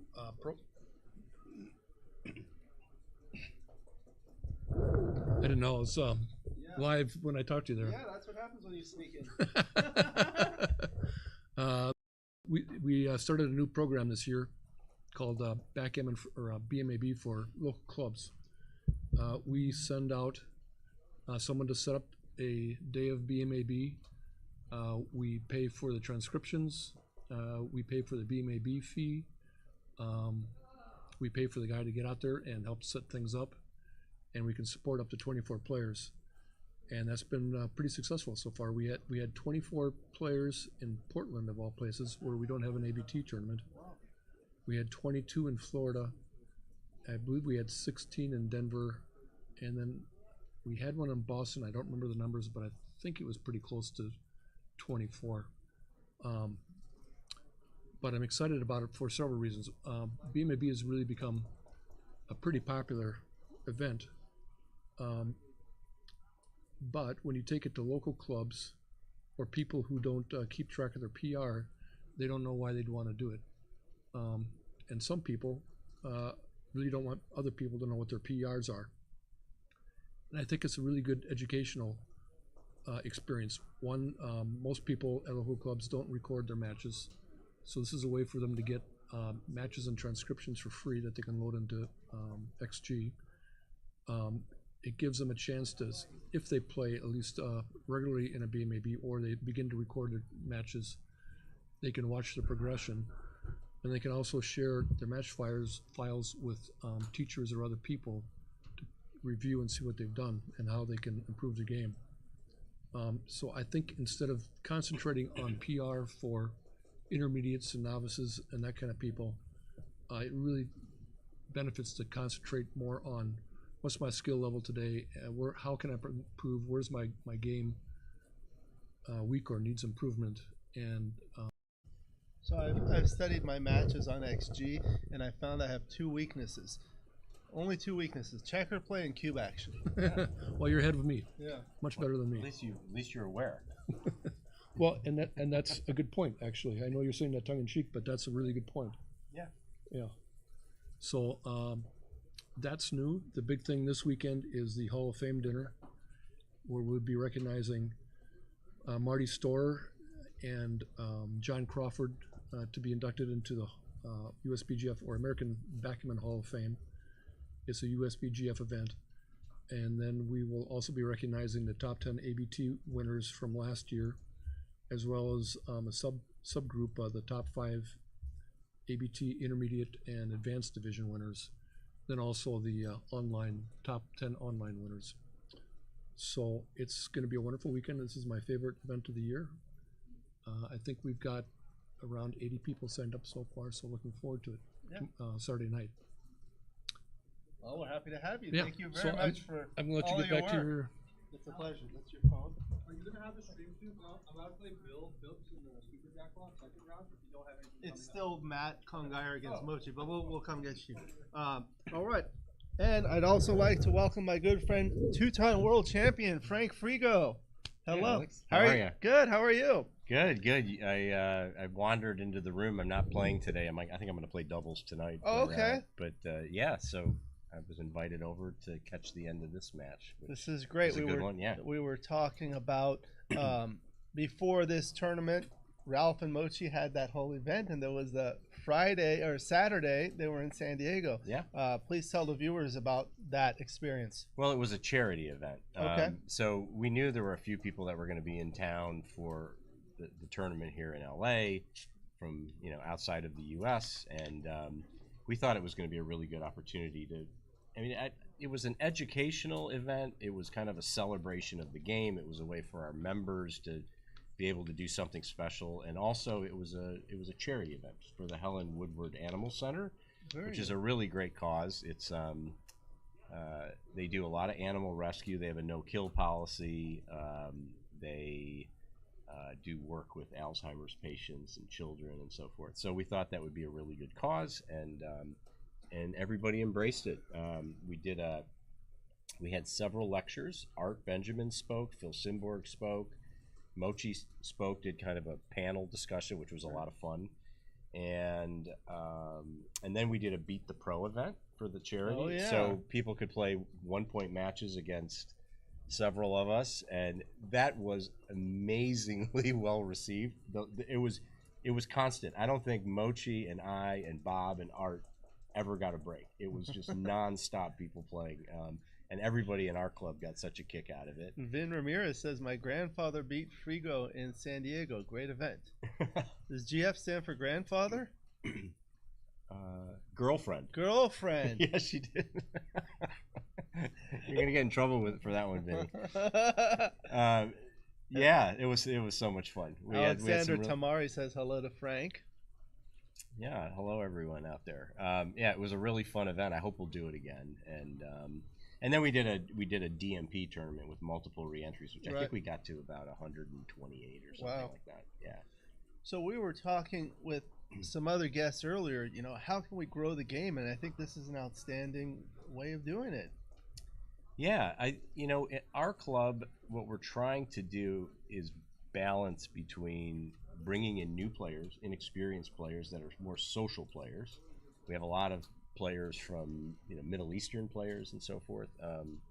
So we're trying to balance that with at the same time running a real tournament with clocks and rules and so. Yeah. So the idea is people can have fun, but they can also learn about the game and prepare so they can actually attend bigger events and feel comfortable with it. So do you find that the clocks intimidate those social players at all? Maybe a little bit, but we try to be lenient about it with brand new players. We don't really want anybody to lose on time, but so if you're a more experienced player and you run out of time, you lose. Oh yeah. Yeah, but if you are a brand new player who might be letting the clock run unnecessarily or just don't have as much of an awareness, we encourage their opponents, especially if they're more experienced, to point it out. And in some instances, if it's somebody that's a first time, we'll even add a couple minutes to the clock. We try not to get in the habit of doing that, but I think it's important because first of all, it allows us to have a nice flow to our events. But secondly, it gets people prepared to play real tournaments, and when they show up, they're comfortable. I mean, we have I don't know how many San Diego Backgammon Club folks are at this event this they're weekend. good. So. Keep going. They're about to start, so I'm going to go set that up. But you can keep talking about your club, your events. Tell us about the San Diego Backgammon Club. Well, the San Diego Backgammon Club has been around a long time. When I lived in San Diego in the 1980s, it was going very strong. We were playing in La Jolla. And then when I moved back east, kind of lost touch with it a little bit. But when I moved back to San Diego about 4.5 years ago, we didn't have really a club, didn't have a tournament. And hey, I'll jump in. Hey, Frank. Hey, Frank. So go on, San Diego Backgammon. Yeah. So we kind of reinvigorated the club, and really the the pioneer behind it was Michael Pines. I mean, Michael Pines is so passionate about backgammon. The guy, I mean, he can't go anywhere without talking about backgammon. I mean, if he goes to lunch, if he buys a smoothie, I mean, he's talking to somebody about backgammon, and it's amazing how often it results in people showing up to the club. We've got posters all over the place. Good. I was going to ask the events. We have a Wednesday. Every Wednesday we have a tournament in La Jolla. We start taking entries around 4:30, and then basically we just fill 16 brackets. So we do separate 16-player tournaments. Wow. And we usually fill 2 to 3 per Wednesday. We allow rebuys if it's warranted. Sure. If we need to fill out a bracket. And where is this, at a dedicated venue? It's or at you the guys Embassy move around? Suites in La Jolla, UTC. Okay. Yeah, near the mall on La Jolla Village Drive, and we play in the atrium there. Oh wow. Now, for special events, we'll get a separate room. Okay. Kind of thing. But typical Wednesdays, well, last night we played in the atrium. Yeah, and we usually get about 30 to 40 players per Wednesday. So my next question was, could you put a figure on who of those are like brand new Michael Pines converts, or how many are regular attendees? I mean, is there always a couple new folks showing up? Always. Or? I don't think there's a Wednesday that goes by where we don't get 1 or 2 new players. That's fantastic. Yeah. And then, obviously retention is a big part of it. You don't retain all of those players. Sure. Some of them, checked it out and they enjoyed it for social reasons, and maybe they'll come back sometime. Mm-hmm. And that was kind of the point of our event on last Saturday, was to try to reinvigorate. It was an excuse for us to reach out to some people that hadn't been there in a while and get them to come back out. So cool. It was Alex, you want to jump back in? very good. Yeah. No, you stay here. I like you. So, Oh, somebody does. John, Okay. John is, you don't really play tournaments much, right? I haven't yet. Yeah. So I think like his commentary is good for people that are still learning, and you have an expert background, so combined it will be very good. All right. If you say so. Oh, these guys are getting ready to start playing again? Okay. They're used to hearing expert. Yeah. Well, let me say this. Hello to Rain. I Go would ahead. love to hear whatever you have to say about the game here. But I do think, in the interest of opening up the game in general and inclusivity in newcomers, I may ask a rather simple question I know the answer to, but I'd like to hear you explain, what is the logic behind this, because it's one thing for an expert to say, oh, well, this is obviously a take and obviously a drop and this and that, but someone like me might want to know why, what do you like about the way this board looks, or something like that. Yeah. Heaven forbid. I like the way the board looks, by the way, this legacy board. I was just looking at Tommy Tellerico's. He has a beautiful one too. Oh my God. Yeah, not one that you can pick up and carry around to tournaments, but it's going to look amazing in his He home. made this cube for me. How cool is that? That's great. All right, so All right, so we've got obviously a very good match here with Matt and Mochy. Mochy was down with us last Saturday. It was very nice of him to come down, and we kept him busy. So looks like I think so. Mochy, I took a peek over. He had a pretty substantial lead, like 8-2. He must have just lost a double gammon before the break. There was a 4 cube in play. Okay. Yeah, Got it. So we're almost neck and neck here. Yeah, and Matt just won the Mochy Millions Mochy poker Millions. event, or Yeah, poker-esque event, I guess, right? Yeah, I saw a little bit of that. That was great. So basically, you've got an early game going here. They're fighting for position. A little bit of blot hitting contest going on. Yeah. And so much of what goes on in the early game is just trying to establish structure, trying to keep your opponent from establishing structure, trying to gain in the race, trying to gain initiative. And a lot of times in positions like this, now of course Matt has fallen behind in the race here, but a lot of times in positions like this, it's usually that first sort of whiff or the first strike of a good set of doubles that can sort of gain some initiative. But there's a long way to go here. There's still a lot going on. So that was interesting. He opts for the 5 point instead of hitting on the 2, and instead hits in his own home board loose. Right. And is probably going to eat it right back. There you go with the 4. Yeah. But so this position will eventually stabilize a little bit, probably. So you can see now Mochy's got a little bit of a decision here. He's thinking about coming in on the 3 and popping out with the 5. He'd like to make the 20 point, but now he doesn't have a really good playable 3. But the thing is, because Matt's home board is vulnerable, Mochy's going to go for the asset.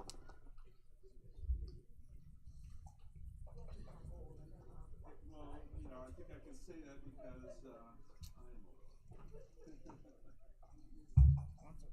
So how many of these legacy boards are at the tournament this week? Well, it's this one that's on the stream, and apparently Tommy had one special design. Right. And he sent it here, so he's playing on it. These are all custom made. Gigi is worried about Mochy's clock. Mochy's always low on time. Yeah.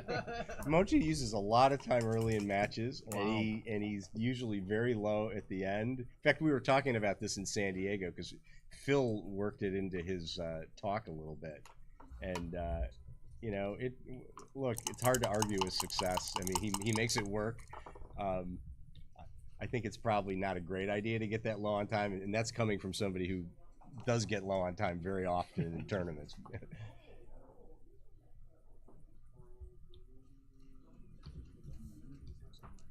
So it's also good to sort of, and maybe for some of the newer players, to think about the score considerations in matches. So they're playing a 13-point match, but in the minds of these two players right now, they're playing a 7-point match that Mochy's leading 2-0, and that's the way they're thinking about it. They're thinking about it in terms of away score. Mochy needs 5 points to win. Matt needs 7. So for the viewers, why is it important to understand the away score as compared to the absolute score? Well, the really interesting, big fan there by Mochy. The interesting thing about match play is, people that are accustomed to unlimited play or money play, you're trying to maximize the equity of points or minimize losses in any given game. But when you get into a match score, you have what we would call a utility consideration, the usefulness of those points. So rather than the metric being maximizing points won or minimizing points lost, the metric is match winning chance. And at different scores, when you're away, you can really get some major jumps, like getting to Crawford or getting 4 points to go from 4 away to a victory is a huge jump in match winning chance. So being aware of that, it can really kind of skew your decision making in checker play and certainly in doubling in a very big way. Now, here, even at a score like this, 5 away, 7 away, it is a consideration for Mochy. I mean, it's still technically a little bit of away in the match, but he still has to be very conscious of that, because if he gives the cube away, Matt could have some very, very wicked redoubles if things get volatile and he's on the verge of some kind of a turnaround. And can you explain what overage is to the viewers? Well, overage is if you have more points than are really, again, getting back to the concept of utility. Utility is usefulness, so more points than are useful to you. So if you're 3 away and you win a doubled gammon, I mean, it's great, you win the match, but you didn't need that many points. In a money game, you would get full value for 4. In a money game, you would get full value, and along with that, when you have overage, if your opponent may be able to leverage that overage that you have access to. So that's an important thing to think about.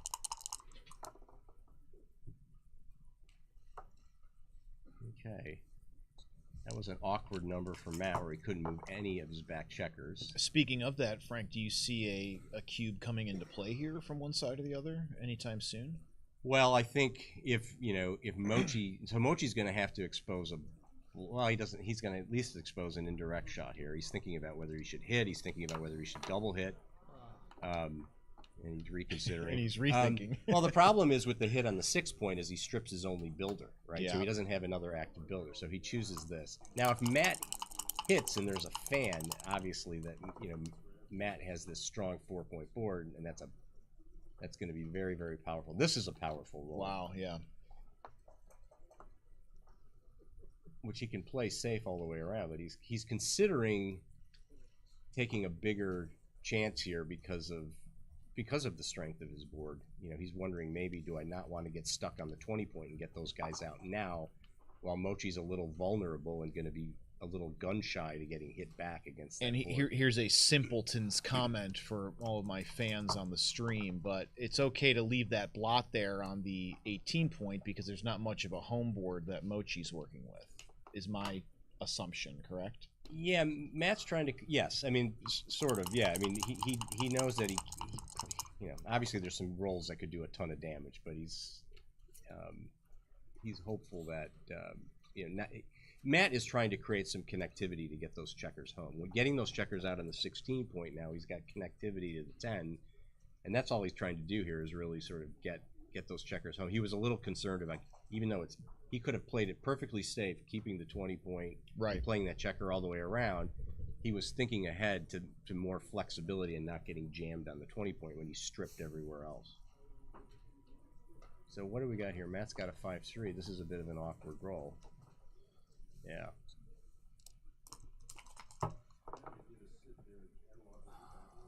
You're kind of wishing for him, aren't you? That was one.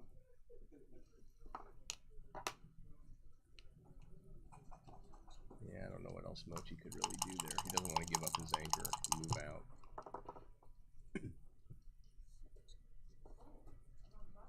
Woof.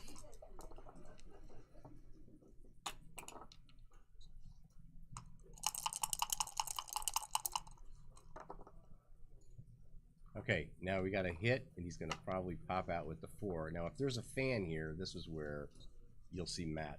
Matt wants to consider doubling? Yes. Or will double? That was better than a fan? Yeah, that'll do it. And now, if Matt fans, it gets interesting. He's got the 5. So we got 6s, 2s, and 1s.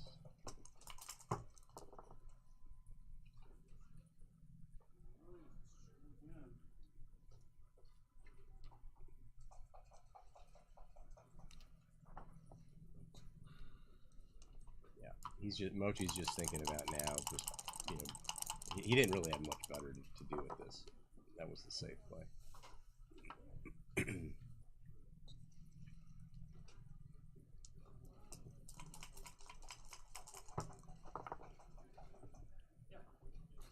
Another set double of 4s again, yeah.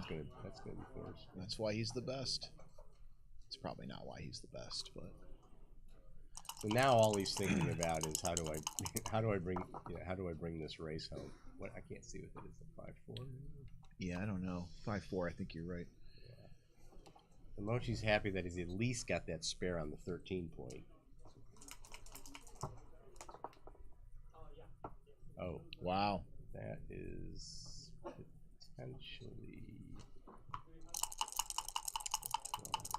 potentially a game winner actually. I want to say 6. Yeah. 6-3.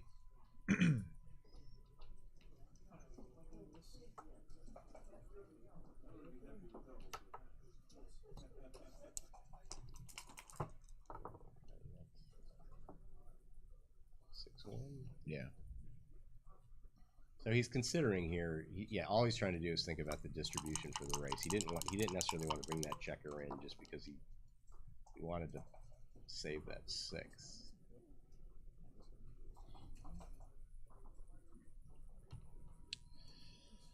Matt's trying to exploit the weak board by staying back and hindering the way Mochy can advance.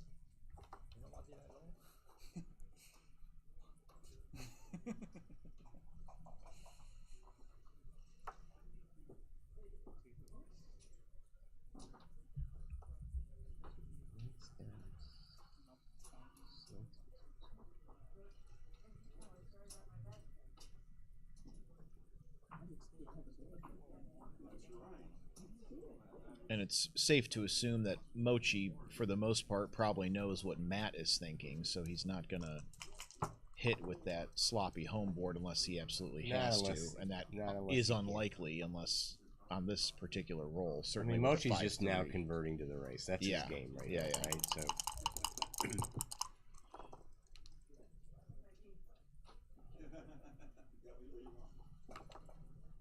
And again, to dumb it down for the lay person, you spoke a moment ago about distribution in his home board for the bear off and the bear in. It's you want to get pieces on every point, so eventually, no matter what you roll, you're pulling at least 2 off and the bear off.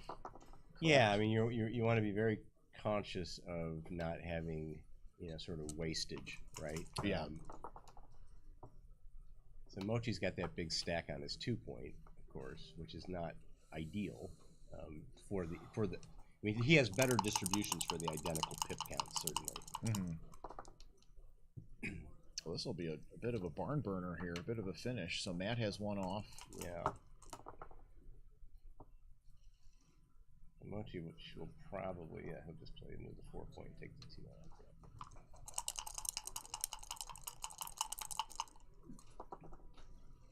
So even though Mochy has more pieces further advanced in his home board, if he rolls a 3 or a 5 and then again rolls a 3 or a 5, he's not pulling pieces off because he has to advance the stack from the 4-point potentially or something off the 6-point. Gaps on the 3-point, when you missed, you tend to replenish with the 6-point. So those are gaps on the 5-point, 4-point are particularly bad because when you miss with 5s and 4s, you just bury checkers deep. They don't refill themselves. You see, that's good to know.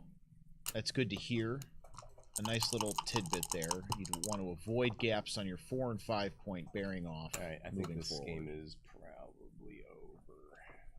Whoa. Now it is, right? Mochy's got a whopping 42 seconds left on his clock now. Yeah, that's pretty unbelievable. There's a few comments on the chat about how how little time he has to work with, and somebody remarked if anybody can do it, Mochy can, which is likely an accurate statement. So Mochy is now 4 points away from winning the match, and this is what Alex was talking about before. So he has a lead, but Matt has to be particularly careful because Mochy can win the match in a very clean way with a double gammon. The 4 points are perfectly efficient for him. If he accepts a cube, a redouble, you know, can be a very efficient way to win the match. So 4 away is kind of a dangerous score. For who? Well, it's dangerous for Matt because Mochy can, you know, can put the match away in a single game. And Mochy will not, you know, in a gammonish position, he's not going to necessarily, even though he's got the lead in the match, he won't be overly shy with the cube here. He can actually still get quite a bit of value out of aggressive cubes at a 4-way score.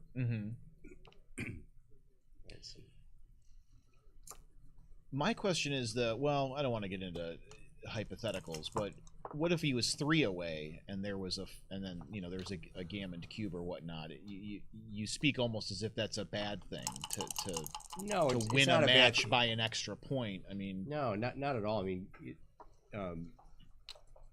but we're just talking about sort of the efficiency of and point overage is what Alex was talking about a little earlier.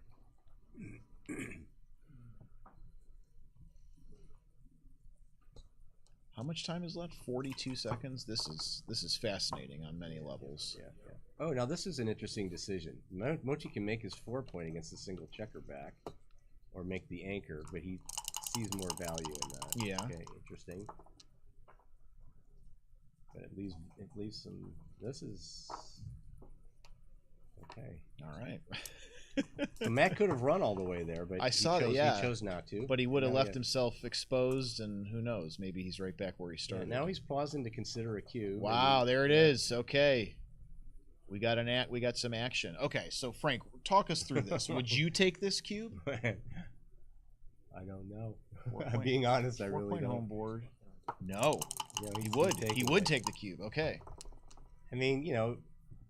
This is huge. Wow, okay. That is and he's huge. on the board. Yeah. On the bar, I should say. That was the one piece of the equation that Mochy had. And he's dancing. 5-3. He'll probably just play it all the way into the 5-point.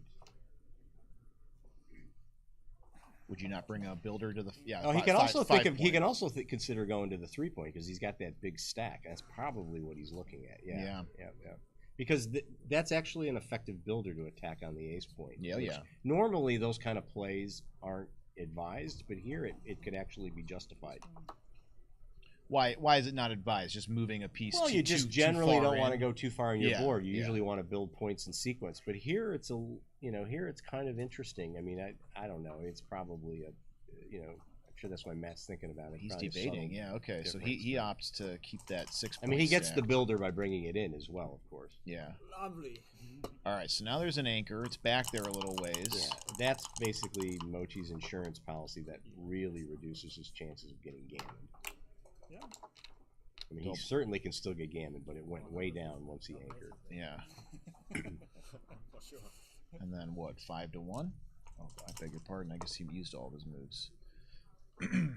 Yeah, so those checkers on the 9-point are a nice safe distance from the anchor, and he would love to just dispatch those into his board without having to leave an indirect.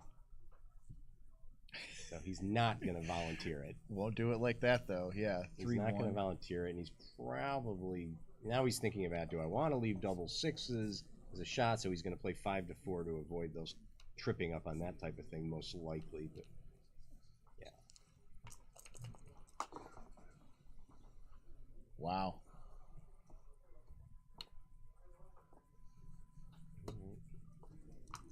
Mochy didn't run off the anchor because of the race. There's the shot. 4 shots, but he would still have a blot in his board. They're not necessarily winners if he did get it. He doesn't get it. Yeah. Now he's thinking about whether he wants to save a 6 and not have to pop out. And that settles that.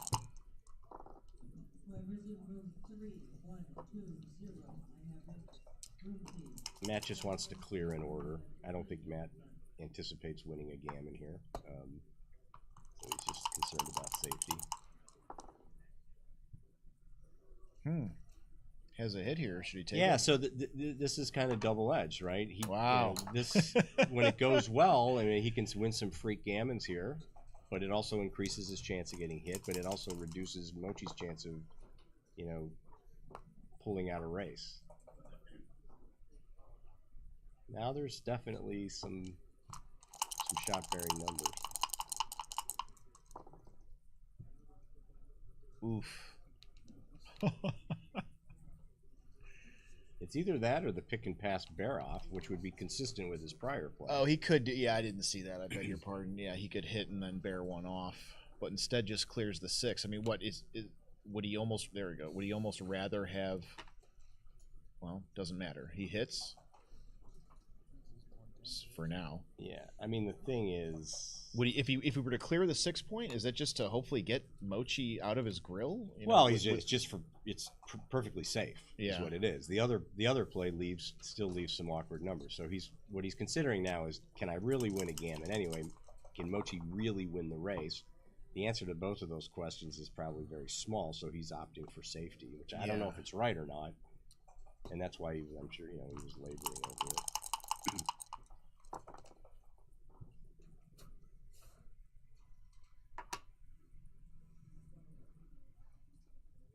Now he still has shot-bearing numbers if he makes this play. He's still got some 4s that don't play.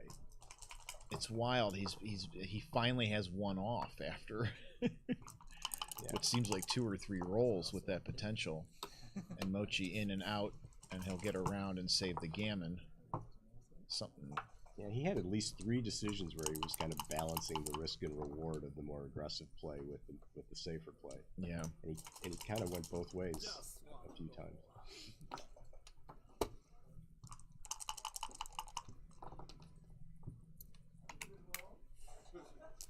Looks like we're going to be 1-0 in a 5-point match, effectively, most likely. No.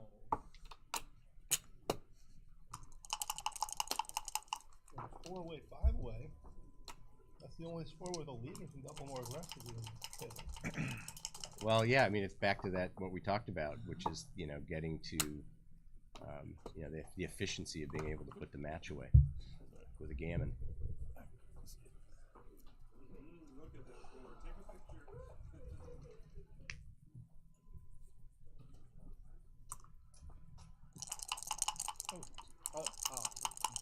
Whatever. I did it. For the sake of you. I didn't realize. Checkers. I think he got one off. Oh, he did he? before, Okay. Yeah. I think I'm so sorry. can hear him laughing through the wall. Yeah. You can hear Hopefully they can't hear us. You can hear the dice rattling. 1, 2, 3 roll. Could be off in like 5 rolls. This would be quite the long shot. I was going to say, this is a little closer. Not impossible than but, you'd think. But But pretty, well, it's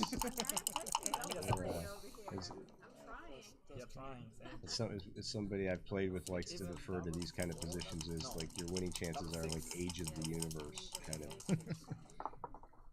No, I told you. That doesn't do it. He had to roll 6s. That would have been the only way to stay alive. All right. Good match. Mochy's now. He only used 7/10 of a second that game. That's, So yeah. he slowed down his pace significantly. Yeah.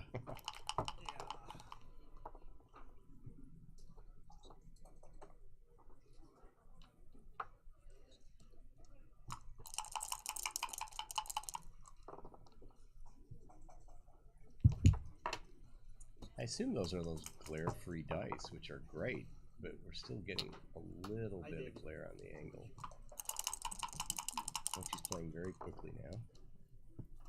It's a great shot for Matt. Wow, yeah.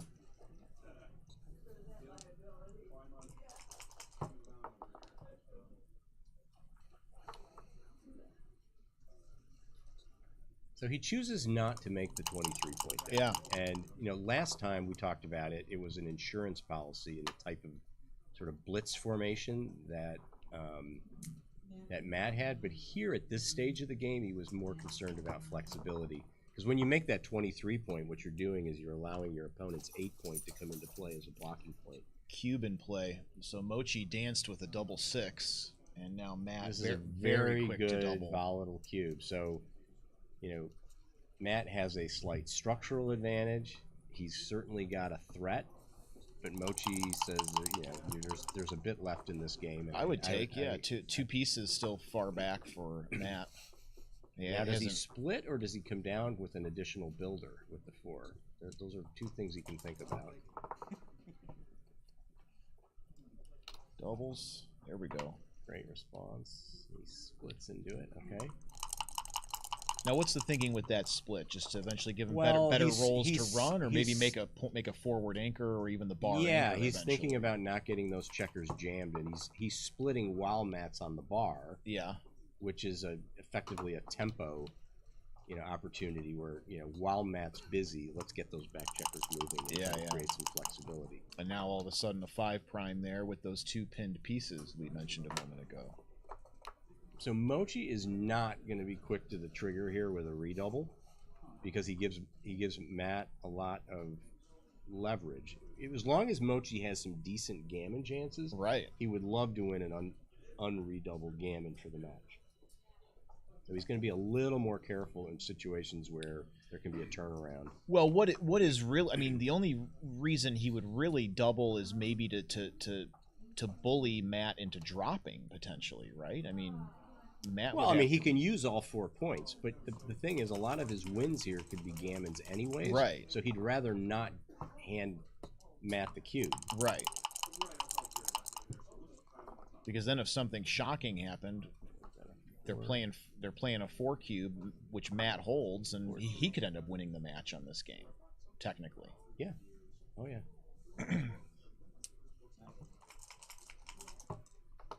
There we have it.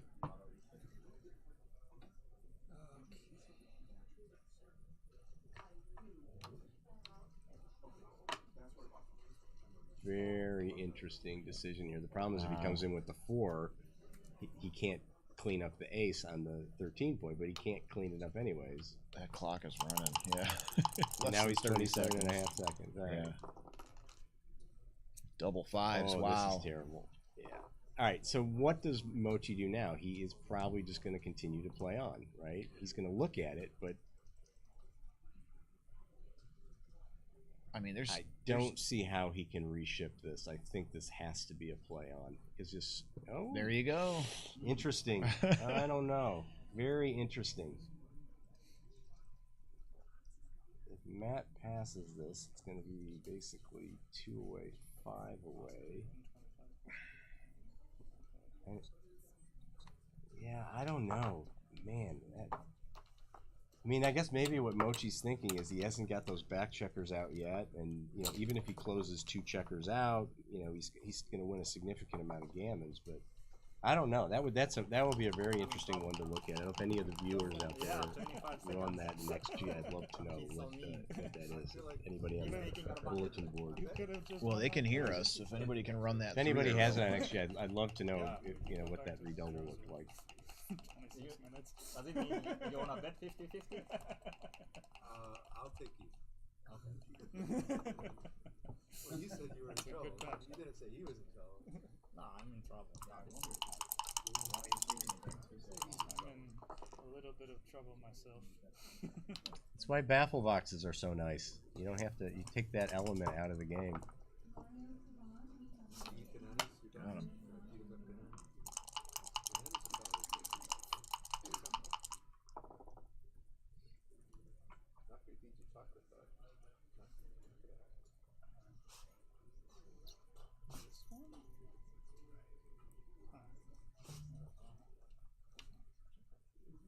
These are difficult decisions with the 6 because it's not advised to come out to the 18 point when you've got another blot high in the board where you could be double hit. But in this instance, the 8 point is stripped, so he has to consider it.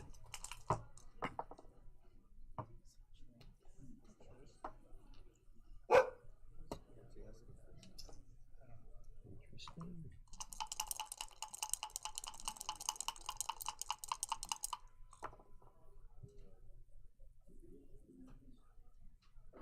Wow, how do you play this?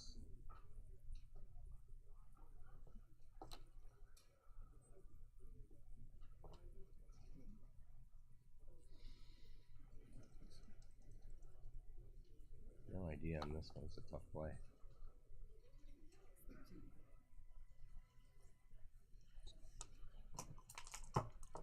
Played it safe. All right. Great shot.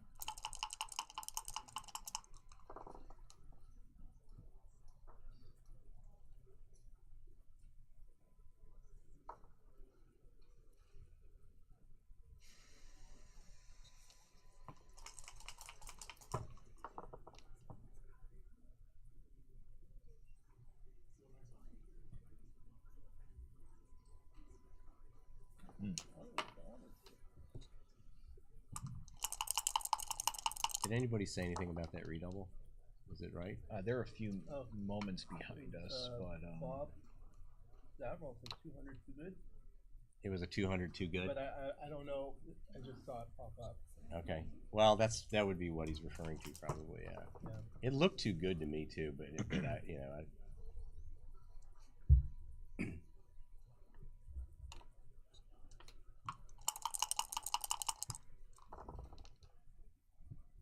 Matt Flunks there. Nobody covers. Nothing. Well, I can cover something here. So interestingly enough, at a score like this, Mochy does not have to be overly shy with the cube as long as he's not in like a really volatile situation. Like if he gets into just sort of a straight race with a significant advantage, he can still cube it. Here, he's obviously still got some. He just got hit, didn't he? yeah. Hit with a open 4 point, and there it is. What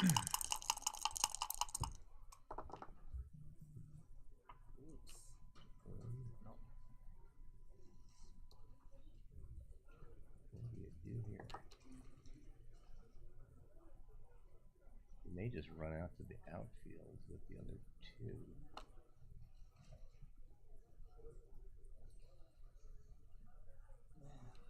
Make the 2, yeah.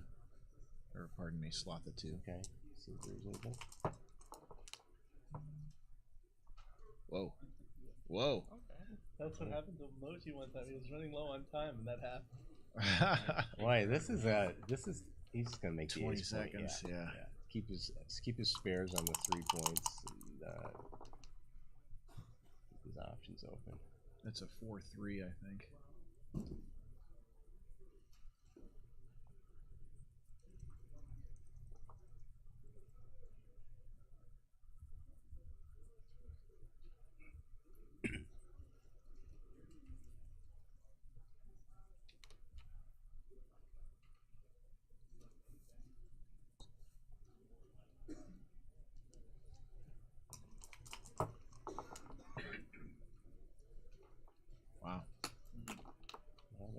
worst numbers on the dice. Yeah. Now I have like clear vision. That's not so bad. Yeah. Showdown. Very interesting. Yeah, how about that? Don't think he can volunteer. Yeah, I guess he thinks he can. My question was going to be, does he have to pull? I mean, one the thing off is, of that? he you know, he leaves himself in real 16 vulnerability. He's either going to break his board or bury checkers back. So, I guess with the 4-point open, he doubles again. Wow. If you weren't low on time, it would take a long time on that. yeah, he would have thought about it a little longer if he didn't have 19 seconds. Yeah. Matt could get a real juicy cube in here. Yeah. And that's exactly what's about to happen. There, you called it. I'm lucky. If there's a duplication, That I you would take go it. for more. Mochi's gonna let this I think go. it's just a big pass. Right? So 4-way, 2-away. Wow. Tell us about this score, Frank. Well, this is the Yeah, special yeah, score. right. You know, this is where Matt can be uber aggressive. So even like, you know, some very basic opening 2-roll sequences, like, you know, you roll a 3-1, your opponent rolls a 5-2, are big doubles at this score, because Matt can kill Mochi's gammons when he doubles, right? And then if Matt is the benefactor of gammons only at that point. So, and here we go. You might see a very, you know, you may see a cube here if Mochi doesn't perform really well. I think you're going to see it. Can you explain what that means? He kills Mochi's gammons? Because when he doubles and Mochi accepts, a gammon does Mochi no good. So all at that point, all Mochi cares about is winning. He took it. Yeah, Okay.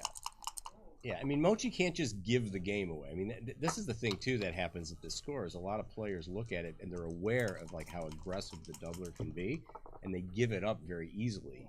When the game's not gammonish, Mochi can take extremely aggressively. He can take like down to into the 17% or something like that. But when there's a sniff of a gammon, Matt can double very, very aggressive. So And it also activates the trailer's gammons when you double. exactly. I mean, it's super efficient for the trailer, And it kills the cube. and it kills the cube's dead. Absolutely, yeah. All right. Doesn't look too gammonish for Mochi if he loses this game. He's actually got a decent position right now. What is it, a 4-2? 6, I want to say, is it a but 6? I Okay. can't be sure. You know, I hate saying that for the viewers, because I know when I'm watching streams and the commentators go, "What's the dice roll? What's the dice roll?" It drives me crazy, but it Ah, really it's is. okay. It really is hard to see sometimes. Don't listen to the commentators. I don't.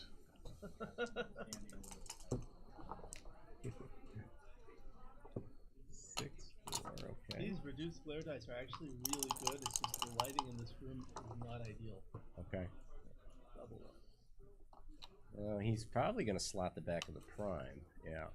That's the most efficient way to build a prime, is to slot the back of it. It seems risky, but that's the cleanest way when you've got a priming position to develop it. No voluntary shots here. No way. We're going to get a look at Mochi's clock here in a minute. 19.2. Wow.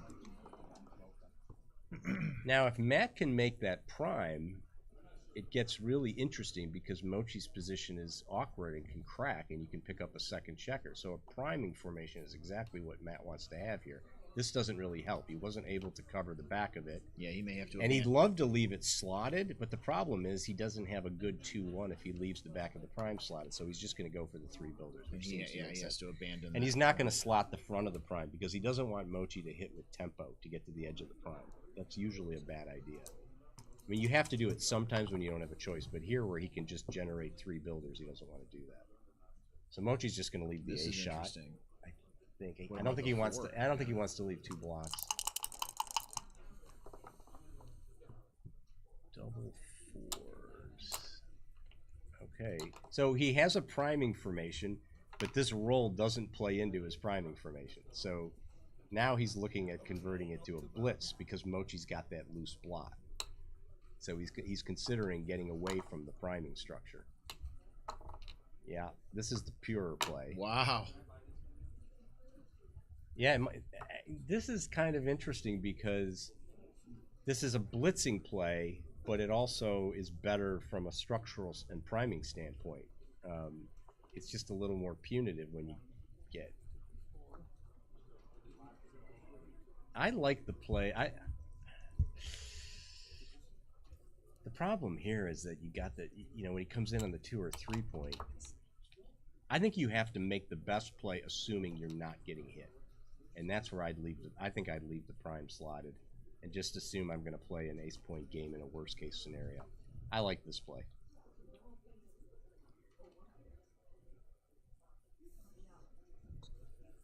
Because even when you get hit, he still has to escape. Even with those blocks in the outfield? What do you roll, a 2-6? 2-6, yeah. Ace is duplicated. And look. Duplicates the... What I've learned is if you look at the die just before it stops, you're able to see it. Before the glare hits. Was it a 1-3? There's a 1. Yeah. How does he want to use it? Oh, it's double 1? What is it? No. I think it's 3-1. Oh, yeah. Okay. He covered the ace point with the 3. I don't think this is right. I think you got to hit on the 12 because you want to give yourself maximum chances of picking up that second checker. You also have 4s and 1s to hit and 3s and 6s to escape, so he gets nice diversification. If you have a 3 to play, or that's the whole. Yeah, that's the whole. He covered. This is a good. This is a good play. I mean, he's got. He really has to play here, assuming Mochy's 2. He's in and he hits. Wow. Oh. There's a little work left to do here. Though. All right, we got a game.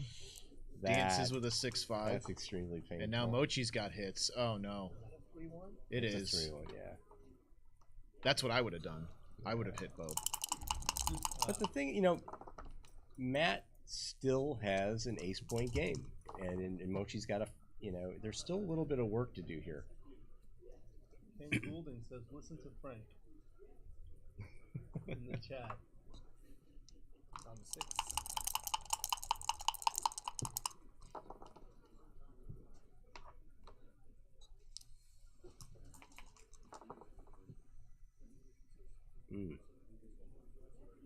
So there's 2 checkers up. He doesn't need to be overly aggressive to attack on the 4 point.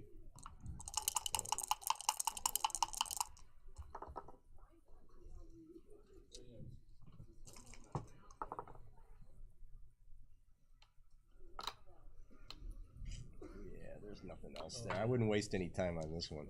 Now we got 19 seconds.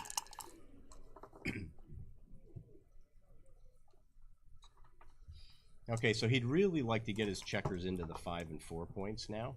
And actually, if Matt stays on the bar long enough, see, he's setting up now. He'll actually voluntarily crack the 6 point if Matt stays up with 2 checkers, if he has an opportunity to do so.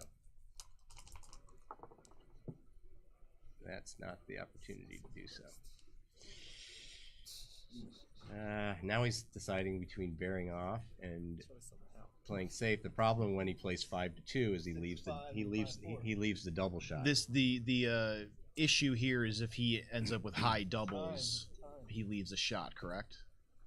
Well, if he rolls a 6-5 or a 5-4. Oh, here now, yes. I mean, he could leave. Yeah. Only double 6. Only double 6, exactly. Yeah. Right. That's a pretty good follow-up. He's still got some bad 3s here potentially. Got bad 6-5 and some bad 3s.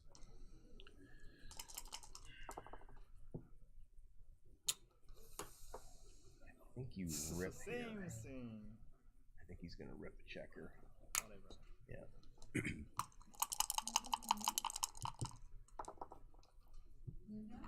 There's 1 in.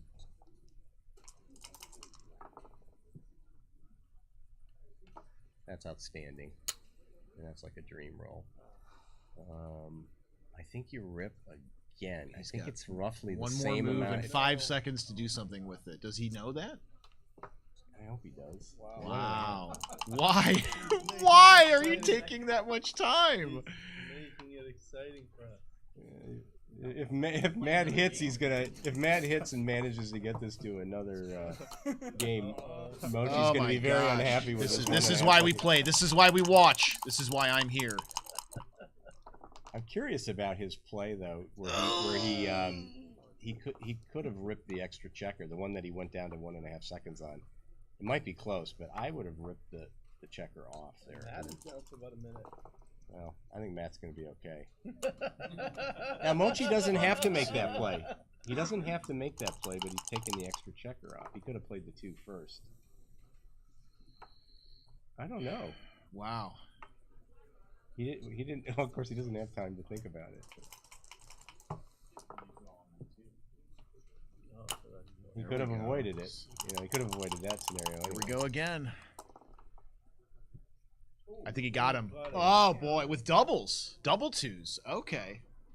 So another thing that was going on in the bear-off is if Mochy gets enough checkers off, then the late hits become far less effective. Right. So he's in quickly.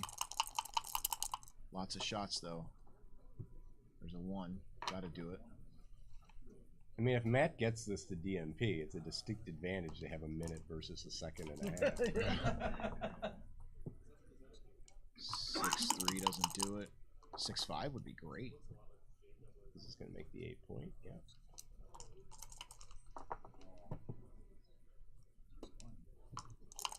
Now, he will not voluntarily slot the 2-point. He'll just make it. Oh, there it is. Yeah, I said that. He'll do that instead. Did you hear me say that?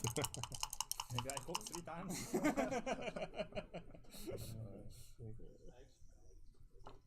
And that's the last. So he's got 9 checkers off. So, you know, Matt really wants to now to get his spares onto the 6, 5, and 4 points. So he's going to position himself to do that. And that maximizes him getting as many off before he has to break his board. Exactly. Correct? Yes. Exactly. Thank so you. he's already thinking about getting himself. He's got, you know, he's got a 6 that plays into the 6-point now. He's already got a checker on the 5. So with that, it's almost a 50-50 game in this position. Yeah, that seems that's. This one on the computer. Oh, you already got in there. Oh, if he gets there, it's like right at 50-50. 53-46 in favor of blue.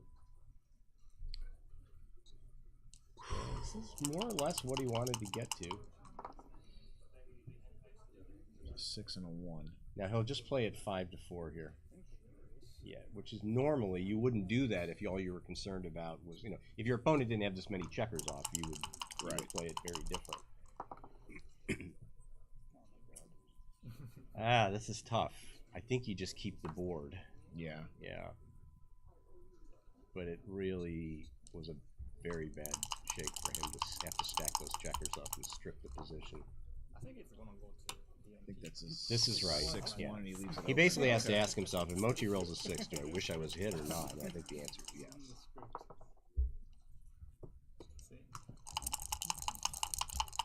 And he bears off a little Now bit he's better. shaking like Victor Ashkenaz.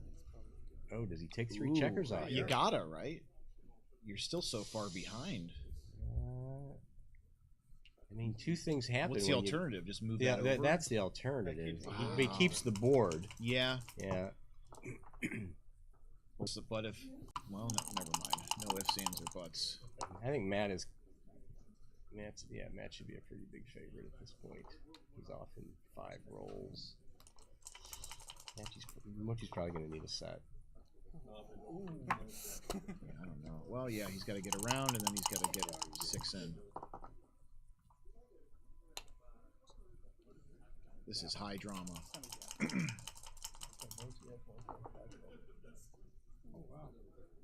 6-5. Look at that. He rolled a 6 right away. He's in the thick of it. 5-4. And if he rolls a 6 right away, he's got it. That keeps him Wow. alive. Okay. Matt can roll back-to-back aces also. The first one. Yeah. They're enjoying themselves. It's nice to see. 5-4. Alright, now he needs Matt to roll an ace. Wow. Whoa. Or he's got to roll a set. Yeah. Double threes. That's it. All Wow. right. Okay, so here we go. So this is effective double match point. I mean, it's 2-away, 2-away. The cube is almost, you know, if players of this caliber, you know that this is going to be the last game. Because somebody's going to turn the cube. So really at your first, commit an error by just turning the cube. And they're not taking a break.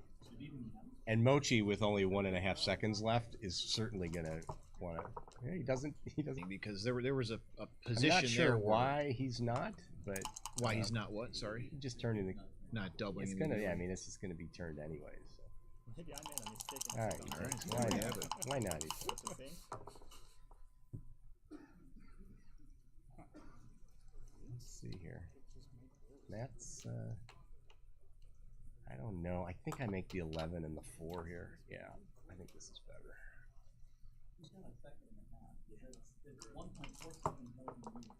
Yeah.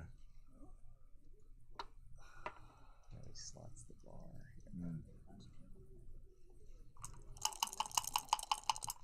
This is a lot of fun for the fans here.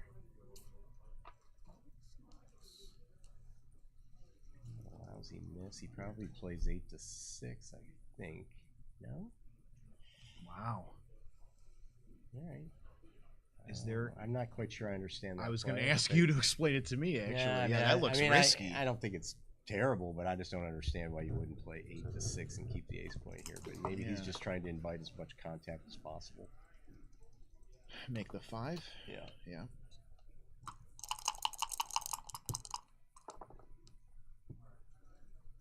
It's protected.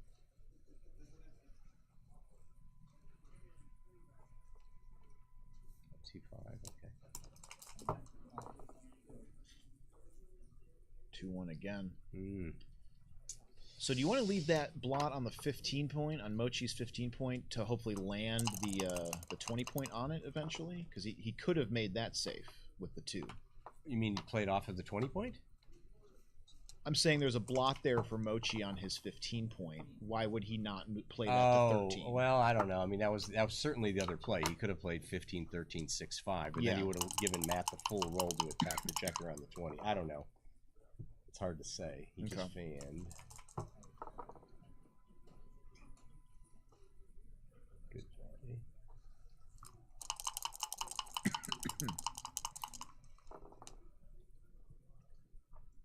Oh, Double ones, okay. Wow. Still has one there, a blot on his own 3 point, but certainly worth the risk, right? Yeah, I mean, he didn't. He couldn't cover it. Yeah. He certainly wasn't going to cover it and give up the 4 point. 6-5. Covers and hits. Wow, Yeah. good roll. The whole game has changed.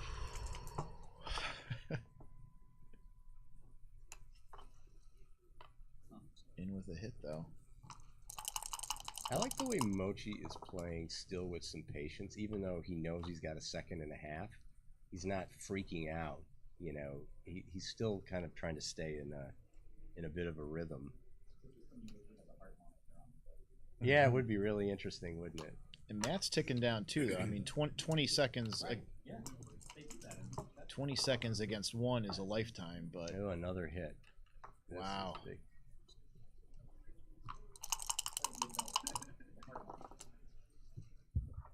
Four, 5. Wow. It's a good game. Can he do it again? Probably. Has to play the 2. Doesn't have Just gonna play to the. Oh, no, he'll come up 4 this time. There you go. No, he's got an okay position. So what's happened here, though, is Mochy's kind of gained control of the outfield, which is kind of a big deal in this position, even though he's got 5 checkers back.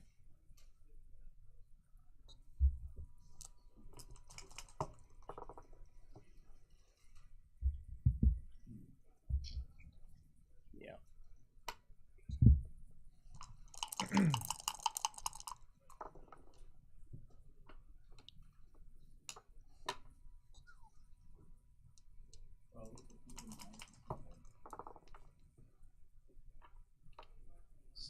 So Mochy would love to build another blocking point if he can. Because Matt could start to get very awkward. See, Matt's not going to make the 23-point here because it just kind of jams him in a little too much. It actually reduces his so options Mochy with will his rolls, probably right? play 13. Okay, he doesn't. I thought he should at least consider 13-11 there as another builder.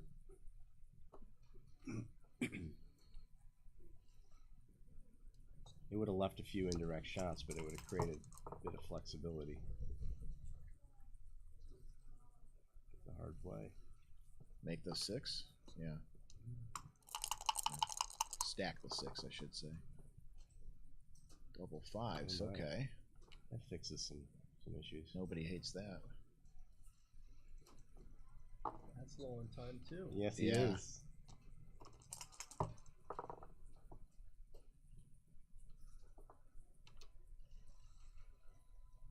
And Goulding says Matt will keep moving back checkers if possible. 5-2.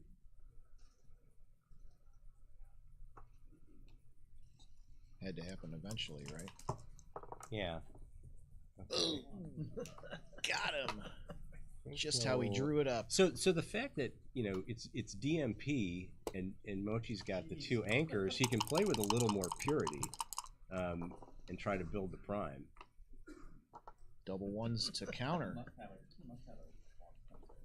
There's 2, yeah.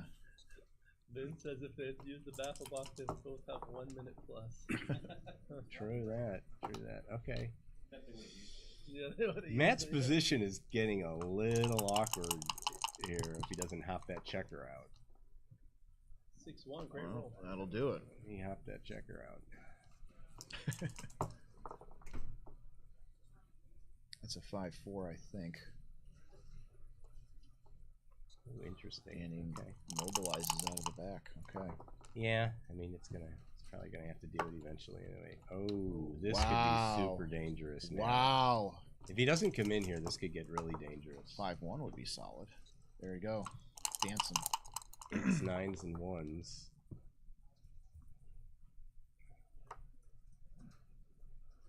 Yeah. That duplicates 5s, right? Even I know that. Does duplicate 5s, and he doesn't want to leave too many blots strewn 9 around, seconds. but he wants to keep pressure on that checker on the 7 point. Wow. This other checker gets picked up. This gets pretty dangerous. Which one? The one on the bar? Yeah, but he missed it again. Wow. Yeah, he's got to play big to try to make it. So Yeah. there's a bit of a duplication of 5s here. This is probably the roll right here. This makes or breaks it. Another fan here, and this is really bad. Oh, he makes that point. Wow. Okay. Some cleaning up to do. 5-4 won't quite do it. Mochy's gonna get a double shot no Can matter make what that, he does. yeah. Make the 10. But he'll have to give up a point to do it. Oh, he doesn't have to leave the double shot, right? This is better. Not quite. Wow. He may actually. Okay, he does this. What were you thinking? Advance the bar He point? could have advanced from the 18 point, which is worth some consideration, perhaps. Yeah. Yeah, exactly. This is wild. Yeah. 2 seconds to 1. Or does Mochy have even less now? 1.5. Wow. This is fascinating. That's not good. That is not good. Nah. Oh, he's going to dupe the 1. Yeah, good play. I think he has to do this. 5s. So that. Oh, it's blocked. 2 are blocked. Yeah, the back 2. So he's going to make the ace point. Wow. Okay.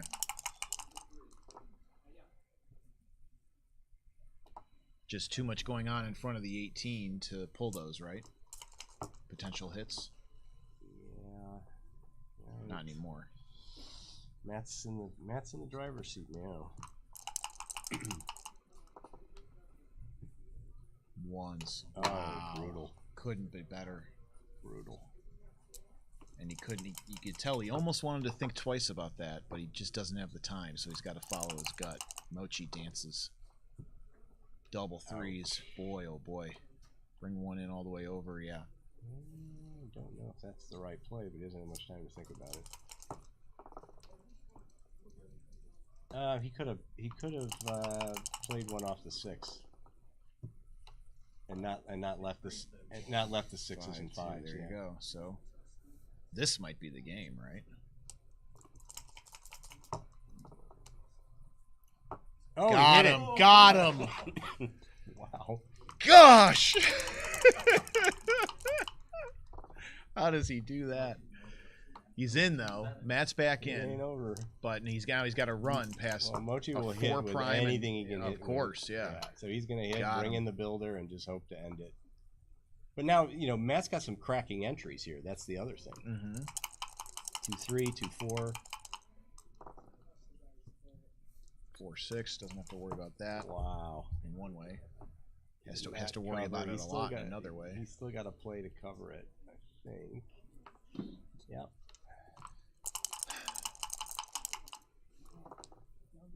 This is wild. 3s and 10s. That's a 3. Double 1. Wow. Well, that's probably gonna do it. Double 5s. That doesn't hurt. So he's leaving. He's got his double 6s covered here. Yeah, he's got to move quick, and he knows it. Now he leaves himself double 6s, but he's in pretty good shape here. He's 6-4. He's gonna play safe. Yeah. He's got to be 98, 99% approaching. 5-1. Oh yeah. Now he has to break it.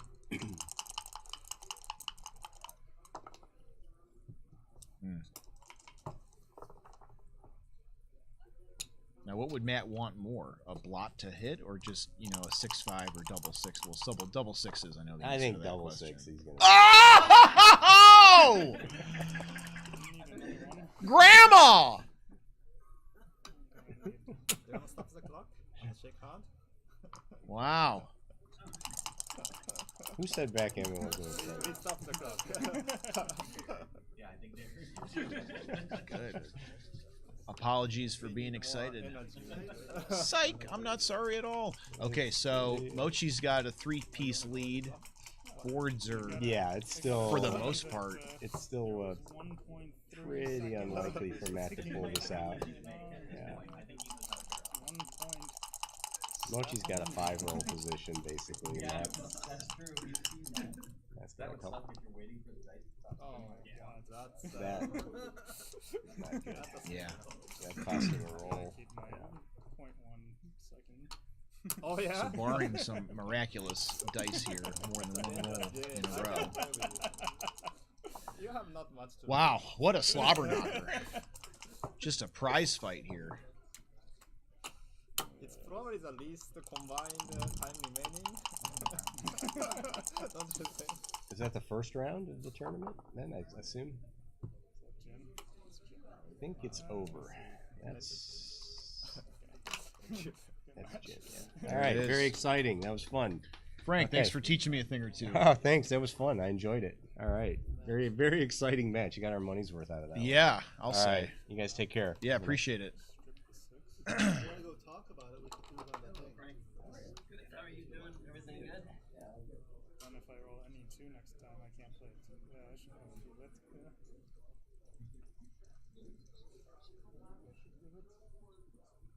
Well, there you have it. I've been left alone on the mic, and probably we'll just keep talking here. Oh, you're taking off for good? Okay, cool. Take it easy. I guess 5 to have to do this. Wow, fantastic. Learn a thing or two. Watch enough backgammon. It's a very complex game too. You might find yourself enjoying it occasionally.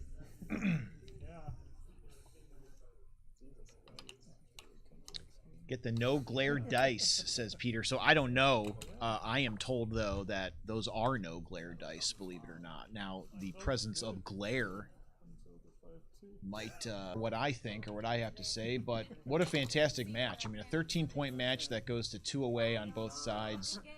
At least 3 or 4 of these games, one of the players looked dead to rights, and, the beauty of the game. It flips with a dice roll or two.